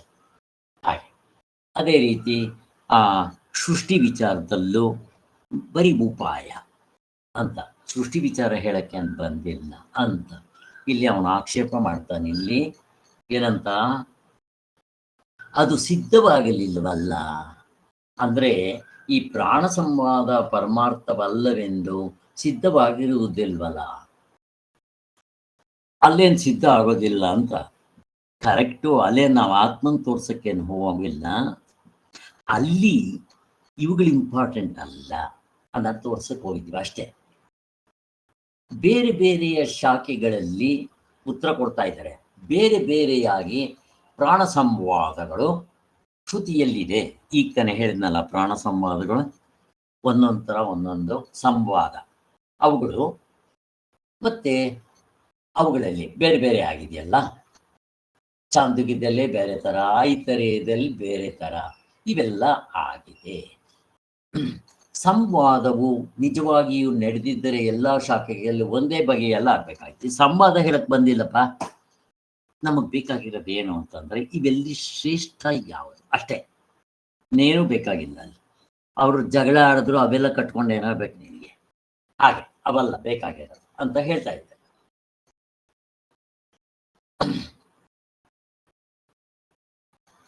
ಆದ್ದರಿಂದ ಸಂವಾದ ಶ್ರುತಿಗಳಲ್ಲಿ ಸಂವಾದವು ನಿಜವೆಂಬರ್ಥದಲ್ಲಿ ತಾತ್ಪರ್ಯವಿಲ್ಲ.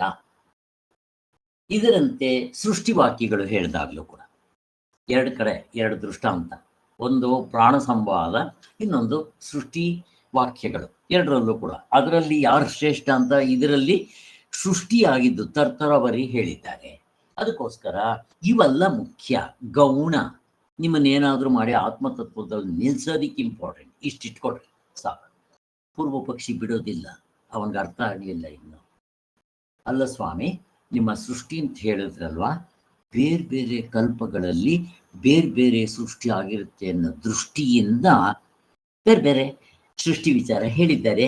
ತೈತರಿದ್ದಲ್ಲಿ ಬೇರೆ ಥರ, ಚಾಂದ್ರದಲ್ಲಿ ಬೇರೆ ಥರ, ಹಂಗೆ ಯಾಕೆ ತಗೋಬಾರ್ದು ಅಂತ ನಿನ್ನ ಮಕ. ಆವಾಗಲೂ ಒಂದೇ ವೇದ, ಒಂದೇ ವೇದ. ಈ ದಶಾವತಾರಗಳು ಆಯ್ತು ನೋಡು, ಆವಾಗ್ಲಿಂದಲೂ ಒಂದೇ, ಮೊದಲನೇ ಅವತಾರ ಈಗಲೂ ಒಂದೇ ಇದೆ. ಅದು ಅಲ್ಲಿ ಹೆಚ್ಚು ಕಡಿಮೆ ಆಗೋದಿಲ್ಲ. ನೀನು ಯಾವುದೋ ಬರೀ ಒಂದು 4 ಯುಗಗಳು ಇಟ್ಕೊಂಡ್ಬಿಟ್ಟು ಹೇಳ್ತಾ ಇದ್ದೀಯ. ಇಲ್ಲಿವರೆಗೆ ಎಷ್ಟು ಯುಗ ಆಗಿದೆ? ಸತ್ಯಯುಗ, ಆಮೇಲೆ ತ್ರೇತಾಯುಗ, ದ್ವಾಪರ ಯುಗ, ಕಲಿಯುಗ. ನೀನು ಇವನ್ನ ಇಟ್ಕೊಂಡು ಹೇಳ್ತಾ ಇದೀಯ ಒಂದೊಂದು ಯುಗಕ್ಕೆ 4 ಥರ ಈ ಥರ ಅಂತ. ಹಂಗಲ್ಲ ಅಂತ ಹೇಳ್ತಾ ಇದ್ದ. ಅವನ ಪ್ರಶ್ನೆ ಅದು. ಹೆಂಗ್ ಕೇಳ್ತಾನೆ ನೋಡ್ರಿ.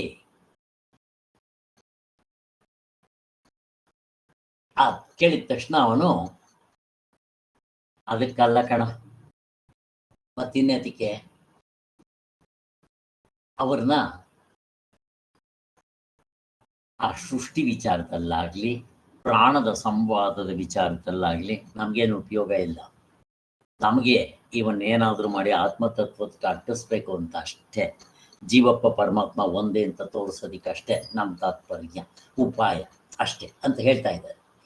ನೆಕ್ಸ್ಟ್ ಏನು, ತಿರ್ಗಾ ಒಂದು ಪ್ರಶ್ನೆ ಕೇಳ್ತಾನೆ, ಅವನು ಬಿಡೋದಿಲ್ಲ. ಅವನ ಪೂರ್ವ ಪಕ್ಷಿ ಏನ್ ಕೇಳ್ತಾನೆ ಗೊತ್ತಾ? ಅಲ್ರಿ, ಅದನ್ನ ಧ್ಯಾನ ಮಾಡು ಅಂತ ಯಾಕೆ ಹೇಳಿರ್ಬಾರ್ದು ಅಂತಂತಾರೆ.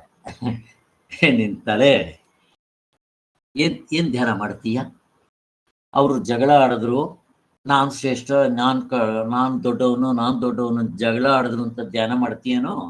ನೀನ್ ಮಾಡಿದ್ರೆ ನಿನ್ಗೇನಾಗುತ್ತೆ ಗೊತ್ತಾ? ನಿನ್ ಒಳಗಡೆ ಕುರುಕ್ಷೇತ್ರ ಜಗಳಗಳು ಸ್ಟಾರ್ಟ್ ಆಗುತ್ತೆ, ಬೇಕಾ ಅಂತಾರೆ. ಹಂಗೆ ಇನ್ನ ಕಲಹ ಜಗಳ ಅವು. ಇನ್ನ ಉತ್ಪತ್ತಿ ಪ್ರಳಯಗಳು, ಹುಟ್ಟದ, ಬದಲಾವಣೆ ಆದ, ಸತ್ತ, ಸೃಷ್ಟಿ ಆಯ್ತು, ಸ್ಥಿತಿ ಇತ್ತು, ಮತ್ತೆ ಪ್ರಳಯ ಆಯ್ತು. ಇದನ್ನ ಕೂತ್ಕೊಂಡು ಚಿಂತನೆ ಮಾಡಿದ್ರೆ ನಿನ್ಗೆ ಆನಂದ ಸಿಗುತ್ತೇನೋ? ಅಯ್ಯೋ ದಿನ ಸಾಯೋನು ಹುಟ್ಟವನು ಅಂತ ಚಿಂತೆ ಮಾಡು ಧ್ಯಾನ ಮಾಡ್ನೇನು ಧ್ಯಾನ, ಏನಾಗುತ್ತೆ ನೋಡ್ಕೊಳ್ಳಿ. ನಗ್ ಬರಲ್ವೇನೆ ಇದು? ಅದಕ್ಕೋಸ್ಕರ ದಡ್ಡ ನೀನು ಹಂಗೆ ಯೋಚನೆ ಮಾಡ್ತಾ ಇದ್ದೀಯ, ಹಂಗಿಲ್ಲ ಅಂತ ಹೇಳ್ತಾ ಇದ್ದಾರೆ. ಯಾರಿಗೂ ಇಷ್ಟ ಆಗೋದಿಲ್ಲ ಇದು, ಈ ರೀತಿ ಧ್ಯಾನ ಮಾಡೋದಿಕ್ಕೆ ಅಂತ ಹೇಳ್ತಾ ಇದ್ದಾರೆ. ಆತ್ಮನು ಒಬ್ಬನೇ ಎಂಬ ಬುದ್ಧಿಗೆ ಇಳಿಸೋದಿಕ್ಕೆ ಅಷ್ಟೇ ಕಣ. ಅನೇಕ ಆತ್ಮರು ಇಲ್ಲ, ಮತ್ತೆ ಜೀವನೇ ಪರಮಾತ್ಮ, ಎರಡಿಲ್ಲ ಅಲ್ಲಿ, ಅಷ್ಟೇನಪ್ಪ. ಮತ್ತಿವೆಲ್ಲ ಹೇಳಿದೆಯಲ್ಲ, ಸೃಷ್ಟಿ ವಿಚಾರ, ಅಲ್ಲಿ ಅವರ ಕಲಹದ ವಿಚಾರ, ಇವೆಲ್ಲ ಹೇಳಿದೆಯಲ್ಲ. ಉಪಾಯ, ನೀವು ಉಪಾಯ ಬಿಟ್ಬಿಡು. ಉಪಾಯ ಉಪೇಯವನ್ನ ಮುಟ್ಟೋದಿಕ್ಕೆ ಸಹಾಯ ಮಾಡುತ್ತೆ. ನೀನು ಉಪಾಯಗಳನ್ನ ಸತ್ಯ ಅಂತ ಇಟ್ಕೋಬೇಡ, ಬೇಕಾದಷ್ಟು ಥರ ಇರುತ್ತೆ ಉಪಾಯಗಳು ಅಂತ ಹೇಳ್ತಾ ಇದ್ದಾರೆ. ಆದ್ದರಿಂದ ಸೃಷ್ಟಿಯೇ ಮುಂತಾದವುಗಳಿಂದ ಭೇದವು ಹೇಗೋ ಆಗೋದಿಲ್ಲ. ನೀನು ತಿಳ್ಕೊಂಡ್ರೆ ತಪ್ಪು.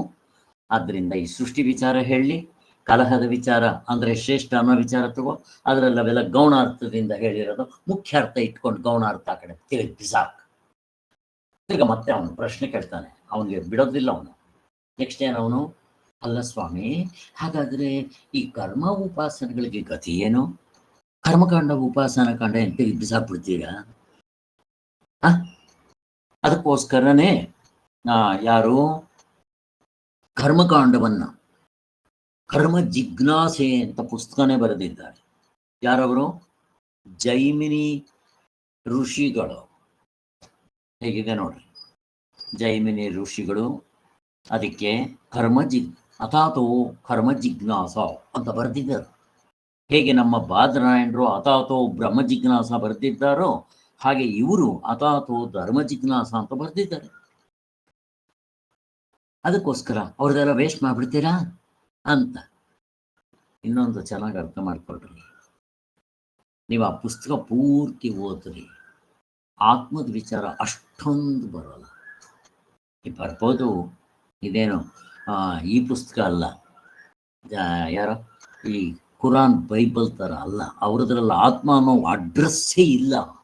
ಇಲ್ಲಿ ಬರುತ್ತೆ, ಬಟ್ ಇಂಪಾರ್ಟೆನ್ಸ್ ಇಲ್ಲಿ ಧರ್ಮ ಜಿಜ್ಞಾಸೆಗೆ. ಅದಕ್ಕೋಸ್ಕರ ಇವರು ಇನ್ನೊಂದು ಕರ್ಮಕಾಂಡ ಉಪಾಸನ ಕಾಂಡವ್ರಿಗೆ ಮುಖ್ಯವಾಗಿ ಯಾವ್ದು ಇರ್ಬೇಕು ಹೇಳ್ರಿ? ಪ್ರಶ್ನೆ ಕೇಳ್ತಾರೆ. ಆಗೋಯ್ತಿನ್ನ ಯಾವ್ದು ಬೇಕು ಹೇಳ್ರಿ?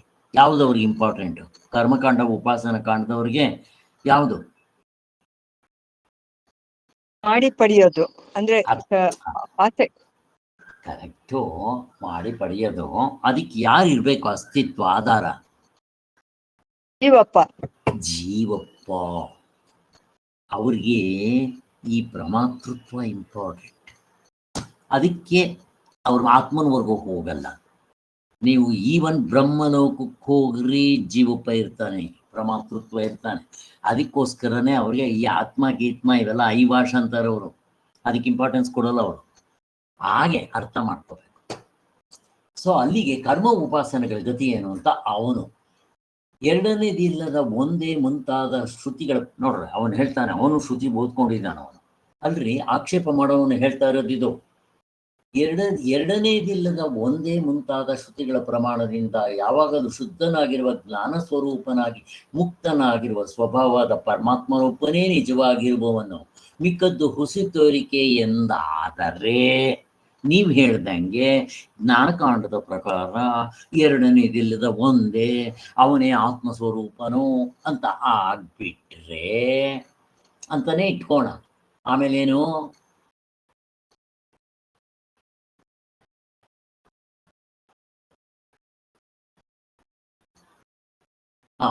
ಮಿಕ್ಕದ್ದು ಹುಸಿ ತೋರಿಕೆ ಎಂದಾದರೆ ಎಲೆ ಆತ್ಮನನ್ನೇ ನೋಡಬೇಕು. ಯಾವ ಆತ್ಮನು ನಾಶವಾಗಿರುವ ಪಾಪವುಳ್ಳವನೋ ಅವನನ್ನ ಹುಡುಕ್ಬೇಕು, ಅವನು ಈ ನಿಶ್ಚಯವನ್ನ ಮಾಡಬೇಕು. ಆತ್ಮನೆಂದ್ರೆ ನೋಡ್ರಿ, ಅವನು ಹೇಳ್ತಾ ಇರೋದು ಬೇರೆ ಹಂಗೆಲ್ಲ ತಗೊಂಡ್ಬಂದು ಜ್ಞಾನಕಾಂಡದಲ್ಲಿ ಹಂಗೆ ಹೇಳಿದೆ.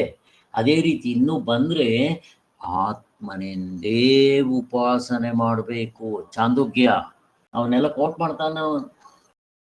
ಎಲ್ಲಿ 3:14 ಆತ್ಮನನ್ನೇ ಉಪಾಸನೆ ಮಾಡಬೇಕು ಮುಂತಾದ ಶ್ರುತಿಗಳಿಂದಲೂ ಬೃಹದಾರಣ್ಯಕದಲ್ಲೂ ಕೂಡ ಉಪಾಸನೆಯನ್ನೇ ಉಪದೇಶ ಮಾಡಿರುತ್ತೆ. ಅವನು ಹೇಳ್ತಾ ಇರೋದು ನಿಮ್ ಜ್ಞಾನಕಾಂಡದಲ್ಲಿ ಏನೋ ಹಂಗೆ ಮಾಡಿದೆ ಅಂತ ಹೇಳಿದ್ರೆ ನಮ್ಮ ಉಪಾಸನೆಯಲ್ಲಿ ಇದನ್ನು ಮಾಡಿದೆ ಅಂತ ಹೇಳಿದೆಯಲ್ಲ, ನಿಮ್ ಜ್ಞಾನಕಾಂಡೆ ಸೆಕೆಂಡರಿ, ಇದು ಮುಖ್ಯ, ಪ್ರೈಮರಿ. ನಿಮ್ದು ಅದು ಗೌಣ, ಇದು ಪ್ರೈಮರಿ ಅಂತ ಇದ್ದಾನೆ ಅವನು. ಈಗ ಅವನಿಗೆ ಆನ್ಸರ್ ಕೊಡ್ಬೇಕಲ್ಲ. ಆನ್ಸರ್ ಏನು ಕೊಡ್ತಾರೆ ಇವರು, ಅದು ನೋಡ್ರಿ ಎಷ್ಟು ಚೆನ್ನಾಗಿದೆ. ಸೊ ಅಲ್ಲಿಗೆ 16ನೇ ಮಂತ್ರ. ಇಲ್ಲಿ ಅವನ ಪ್ರಶ್ನೆ ಕೇಳಿದ್ದೇನು, ಕರ್ಮಕಾಂಡ, ಉಪಾಸನ ಕಾಂಡ, ಜ್ಞಾನಕಾಂಡ 3 ಹಂತಗಳಿದೆಯಲ್ಲ, ಅದ್ರ ಕತೆ ಏನು ಅಂತ 16ನೇ ಮಂತ್ರದಲ್ಲಿ ನಮ್ಗೆ ಇಲ್ಲಿ ಉತ್ತರ ಸಿಕ್ಬಿಡುತ್ತೆ. ಅಶ್ರಮಾಸ್ತ್ರೀ ವಿಧಾಹೀನ ಮಧ್ಯಮೋತ್ಕೃಷ್ಟ ದೃಷ್ಟಯ ಉಪಾಸನೋಪಾದಿಶ್ಚೇಯಂ ತದರ್ಥಮನು ಕಮ್ಮಯ ಹೀನ ಮಧ್ಯಮ ಉತ್ಕೃಷ್ಟ. First grade, second grade, third grade. ಉತ್ತಮ, ಮಧ್ಯಮ, ಹೀನ ಕೆಳಗಿಂದು. ಈ ದೃಷ್ಟಿಗಳುಳ್ಳ ಆಶ್ರಮಗಳು 3. ಮತ್ತೆ ಈ ಉಪಾಸನೆಯು ಅವರಿಗಾಗಿ ಕನಕರದಿಂದ ಉಪದೇಶವಾಗಿದೆ. ಹೇಗಿದೆ ನೋಡ್ರಿ, ನೀನು ಹಂಗೆಲ್ಲ ಹೇಳ್ತೀಯಲ್ಲ, ಕರೆಕ್ಟ್. ಉತ್ತಮಾಧಿಕಾರಿ, ಮಧ್ಯಮಾಧಿಕಾರಿ, ಅಧಮಾಧಿಕಾರಿ. ಉತ್ತಮಾಧಿಕಾರಿಗೆ ಜ್ಞಾನಕಾಂಡದಲ್ಲಿ ಹೇಳಿರೋ ಶ್ರವಣ ಮನನ ಧ್ಯಾನದಿಂದ ಮುಕ್ತನಾಗ್ಬಿಡ್ತಾನೆ. ಇನ್ನು ಮಧ್ಯಮಾಧಿಕಾರಿಗೆ ಏನ್ ಬೇಕು, ಉಪಾಸನೆ. ಅಧಮಾಧಿಕಾರಿಗೆ ಕರ್ಮಕಾಂಡ. ಎಷ್ಟು ಚೆನ್ನಾಗಿದೆ ನೋಡ್ರಿ, ಗ್ರಡೇಷನ್ಸ್. ಅದಕ್ಕೋಸ್ಕರ ಹೇಳಿದ್ದೆ. ಇನ್ನೇನಪ್ಪ ಅಂತ ಪ್ರಶ್ನೆ ಕೇಳ್ತಾ ಇದ್ದಾರೆ. ಸೊ ಅಲ್ಲಿಗೆ ಭಾಷ್ಯದಲ್ಲಿ ಏನು ಹೇಳಿದ್ದಾರೆ ನೋಡ್ಬೇಡ. ಆಶ್ರಮಗಳು ಅಂತಂದ್ರೆ ಇಲ್ಲಿ ಅಧಿಕಾರಿಗಳು. ಇಲ್ಲಿ ಆಶ್ರಮಗಳು, ವರ್ಣಾಶ್ರಮ ಎರಡನ್ನೂ ಹೇಳಿದ್ದಾರೆ. ಎರಡನ್ನೂ ಹೇಳಿದಾಗ ನಾವು ಎರಡೂ ತಗೋಬಹುದು. ಆಶ್ರಮಗಳು ಅಂತಂದ್ರೆ ಬ್ರಹ್ಮಚರ್ಯ, ಗೃಹಸ್ಥ, ವಾನಪ್ರಸ್ಥ, ಸನ್ಯಾಸ. ವರ್ಣಾಶ್ರಮ ಅಂತಂದ್ರೆ ಬ್ರಾಹ್ಮಣ, ಕ್ಷತ್ರಿಯ, ವೈಶ್ಯ, ಶೂದ್ರ. ನೀವು ಯಾವುದೇ ತಗೊಂಡ್ರು ಕೂಡ ಅಲ್ಲೂ ಗ್ರಡೇಷನ್ಸ್ ಇದೆ. ಹಾಗೆ ಇಲ್ಲಿ 2 ತಗೊಂಡದ್ದು ಉಪಲಕ್ಷಣಕ್ಕಾಗಿ ಇರಲಿ. 3 ಬಗೆ ಹೇಗೆ ಉಪಲಕ್ಷಣವಾಗಿ ತಗೊಂಡಿದ್ದಾರೆ ಅಷ್ಟೇ ಅಲ್ಲೇ. ಈಗ ನಮ್ಮಲ್ಲೂ ಕೂಡ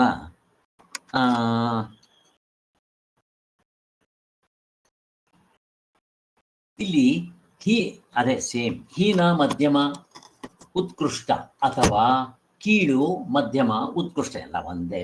ಅದನ್ನೇ ಮತ್ತೆ ಹೇಳಿದ್ದಾರೆ. 3 ಥರ ಇದ್ದಾರೆ. ಅವ್ರದ್ದು ಯಾಕೆ 3 ಥರ ಮಾಡಿದ್ರಿ? ಅವರ ಬುದ್ಧಿಶಕ್ತಿಯಿಂದ. ಇಲ್ಲಿ ಬುದ್ಧಿಶಕ್ತಿ ಅಲ್ಲ, ನನಗೆ ಬೇಕಾಗಿರೋದು ವಿವೇಕದಿಂದ, ಅಂತಃಕರಣ ಶುದ್ಧಿಯಿಂದ 3 ಮಾಡಿದ್ದಾರೆ. ಸೊ ಇದನ್ನು ಹೇಳಿದಾಗ ನಮಗೆ ಪ್ರಪಂಚದಲ್ಲಿ ಇನ್ನೂ ಸುಲಭವಾಗಿ ಅರ್ಥ ಮಾಡ್ಕೊಳ್ಳೋದಿಕ್ಕೆ ನಮ್ಮಲ್ಲಿ ಕರ್ಮಕಾಂಡ, ಭಕ್ತಿ ಮಾರ್ಗ, ಜ್ಞಾನ ಮಾರ್ಗ, ಆಮೇಲೆ ಕರ್ಮ ಮಾರ್ಗ, ಯೋಗ ಮಾರ್ಗ, 4 ಮಾರ್ಗಗಳು ಯಾಕೆ ಮಾಡಿದ್ರು? ನಾವು ಪ್ರಶ್ನೆ ಕೇಳ್ತೀವಿ, ಯಾಕೆ ಮಾಡಿದ್ರು? ಅದೇ ಸರ್, ಉತ್ತಮಾಧಿಕಾರಿ, ಮಧ್ಯಮಾಧಿಕಾರಿ, ಆ ಭೇದದಿಂದ ಸರ್. ಯಾರಿಗೆ ಜ್ಞಾನ ಆಗೋದಿಲ್ವಲ್ಲ ಸರ್, ಜ್ಞಾನ ಮಾರ್ಗ ಕಷ್ಟ ಇರುತ್ತಲ್ಲ ಸರ್, ಅವ್ರು ಭಕ್ತಿ ಮಾರ್ಗದಿಂದ ಹೋಗ್ಬೋದು. ಭಕ್ತಿ ಮಾರ್ಗ ಸುಲಭ ಅಂತ. ಹಾಗಾದ್ರೆ ನಿಮ್ಗೆ ಕರ್ಮ ಮಾರ್ಗದಿಂದ ಹೋದ್ರೆ ಹಂಗೆ ಅದರಲ್ಲೇ ಮೋಕ್ಷ ಆಗ್ಬಿಡುತ್ತಾ? ಭಕ್ತಿ ಇಲ್ಲ ಮಾರ್ಗದಿಂದ ಸರ್, ಹೋಗ್ಬಿಟ್ರೆ ಕೊನೆಯಲ್ಲಿ ಜ್ಞಾನದಿಂದಲೇ ಮೋಕ್ಷ. ಆದ್ರೆ ಈ ತತ್ವ ಸ್ವಲ್ಪ ಕಷ್ಟ ಆಗಿರುತ್ತಲ್ಲ ಸರ್, ಈ ಉಪನಿಷತ್ತುಗಳಲ್ಲಿರುವಂತ ತತ್ವ. ಅದಕ್ಕೋಸ್ಕರ ಭಕ್ತಿ ಮಾರ್ಗ, ಅಲ್ಲಿ ಭಗವಂತನೇ ಎಲ್ಲ, ನನ್ನಲ್ಲೂ ಅವನೇ ಇದ್ದಾನೆ, ಎಲ್ಲ ಕಡೆನೂ ಅವನೇ ಇದ್ದಾನೆ ಅಂತ ಭಕ್ತಿ ಮಾಡೋದು ಸುಲಭ ಅಂತ ಭಕ್ತಿ ಮಾರ್ಗ ಆ ತರ ಬಂದಿದೆ ಸರ್. ಅದ್ರ ಜೊತೆಗೆ ಇಲ್ಲಿ ಸ್ವಲ್ಪ ಅರ್ಥ ಮಾಡ್ಕೊಳ್ಳೋದಿದೆ. ಇಲ್ಲಿ ಪ್ರಪಂಚದಲ್ಲಿ 4 ಥರ ವೆರೈಟಿ ಇರ್ತಾರೆ. 4 ತಗೊಂಡ್ರೆ ಸಾಕು, ಯಾರ್ದೇನ್ ತಗೊಂಡ್ರು ಅದರಲ್ಲಿ ಹಾಕ್ಬಿಡ್ಬೋದು. ಈಗ ಕೆಲವರಿಗೆ ಅವ್ರ ನೇಚರ್, ಸ್ವಭಾವ, ಹಿಂದಿನ ಜನ್ಮಗಳ ಸಂಸ್ಕಾರದಿಂದ ಅವ್ರಿಗೆ ನೀವು ಏನು ಕತ್ತೆ ಕೆಲಸ ಹೇಳ್ರಿ ಮಾಡಕ್ ಕಡೆ ಇರ್ತಾರೆ. ಅವ್ರು ನೀವು ಪ್ರವಚನಕ್ಕೆ ಬನ್ರಿ, ವಿಚಾರಕ್ಕೆ ಹೇಳ್ರಿ ಅಂದ್ರೆ ಸ್ವಾಮಿ ನಮಸ್ಕಾರ, ನಮಗ್ ಬೇಡ, ನೀವು ಕತ್ತೆ ಕೆಲಸ ಹೇಳ್ರಿ, ಕತ್ತೆ ಮಾಡ್ದಂಗೆ ಮಾಡ್ತೀವಿ ನಾವು, ಕುದುರೆ ಮಾಡ್ದಂಗೆ ಮಾಡ್ತೀವಿ. ಅವ್ರ ನೇಚರೇ ಹಾಗೆ. ಅವ್ರಿಗೆ ನೀನು ಕಾಮ್ಯಕರ್ಮ ಮಾಡು, ಶ್ವೇತ ಪ್ರವೃತ್ತಿ ಬಿಡಿಸಿ ಕಾಮ್ಯಕರ್ಮ ಮಾಡು, ಅಥವಾ ಇನ್ನೂ ನೀನು ಸ್ವಲ್ಪ ನೋಡ್ರಿ ಕಾಮ್ಯಕರ್ಮ ಮಾಡು ಅಷ್ಟೇ ಅವನಿಗೆ. ಅಥವಾ ಅವನು ಇನ್ನು ಸ್ವಲ್ಪ ಮುಂದೆ ಇದ್ದಾನೆ ಅಂದ್ರೆ ನಿತ್ಯ ಕರ್ಮಗಳು ಮಾಡು, ಇನ್ನೂ ಮುಂದೆ ಇದ್ದಾನೆ ಅಂದ್ರೆ ಕರ್ಮಯೋಗ ಮಾಡು. ಇಲ್ಲಿವರೆಗೂ ಬರ್ಬೇಕು. ಹೇಗಿದೆ ನೋಡ್ರಿ. ಇನ್ನು ಕೆಲವರು ಇರ್ತಾರೆ, ಅವ್ರಿಗೆ ಸ್ವಾಮಿ ನನಗೆ ಭಕ್ತಿ ಸ್ವಲ್ಪ, ಪ್ರೀತಿ ಮಾಡೋದು, ಮನೆಯಲ್ಲಿ ಎಲ್ಲರೂ ಬೇರೆಯವ್ರನ್ನ ನೋಡಿದಾಗೆಲ್ಲ ಆ ಭಾವನೆ ಮಾಡ್ಕೊಳ್ಳೋದು ನನಗೆ ಸ್ವಲ್ಪ. ಅದಕ್ಕೋಸ್ಕರ ನಾನು ಭಾವನೆ ಮಾಡ್ತೇನೆ, ಭಕ್ತಿ ಮಾಡ್ತೇನೆ. ಗೋಹೆ, ನೀನು ಹೆಂಡತಿ ಮಕ್ಕಳನ್ನ ಏನು ಭಾವನೆ ಮಾಡ್ತೀಯೋ ಈ ಭಾವನೆ ಮಾಡ್ಕೋ, ಇಮ್ಯಾಜಿನ್ ಮಾಡ್ಕೋ. ಅದನ್ನು ಉಪಾಸನೆ ಅಂತಾನು ಕರಿತೀವಿ. ಆ ಪ್ರಪಂಚದಲ್ಲಿ ಏನೇನಿದ್ರು ಎಲ್ಲ ಭಾವನೆ ಮಾಡ್ತಾ ಹೋಗ್ಬೇಕು. ನೀನು ಪ್ರಪಂಚದಲ್ಲಿ ನೀನು ಹೆಂಡತಿ ಮಕ್ಕಳ ಮೇಲಿರೋ ಪ್ರೀತಿನ ಸ್ವಲ್ಪ ಈ ಕಡೆ ತಿರುಗಿಸ್ಬಿಡು, ಪರಮಾತ್ಮನ ಕಡೆ ಅಷ್ಟೇ.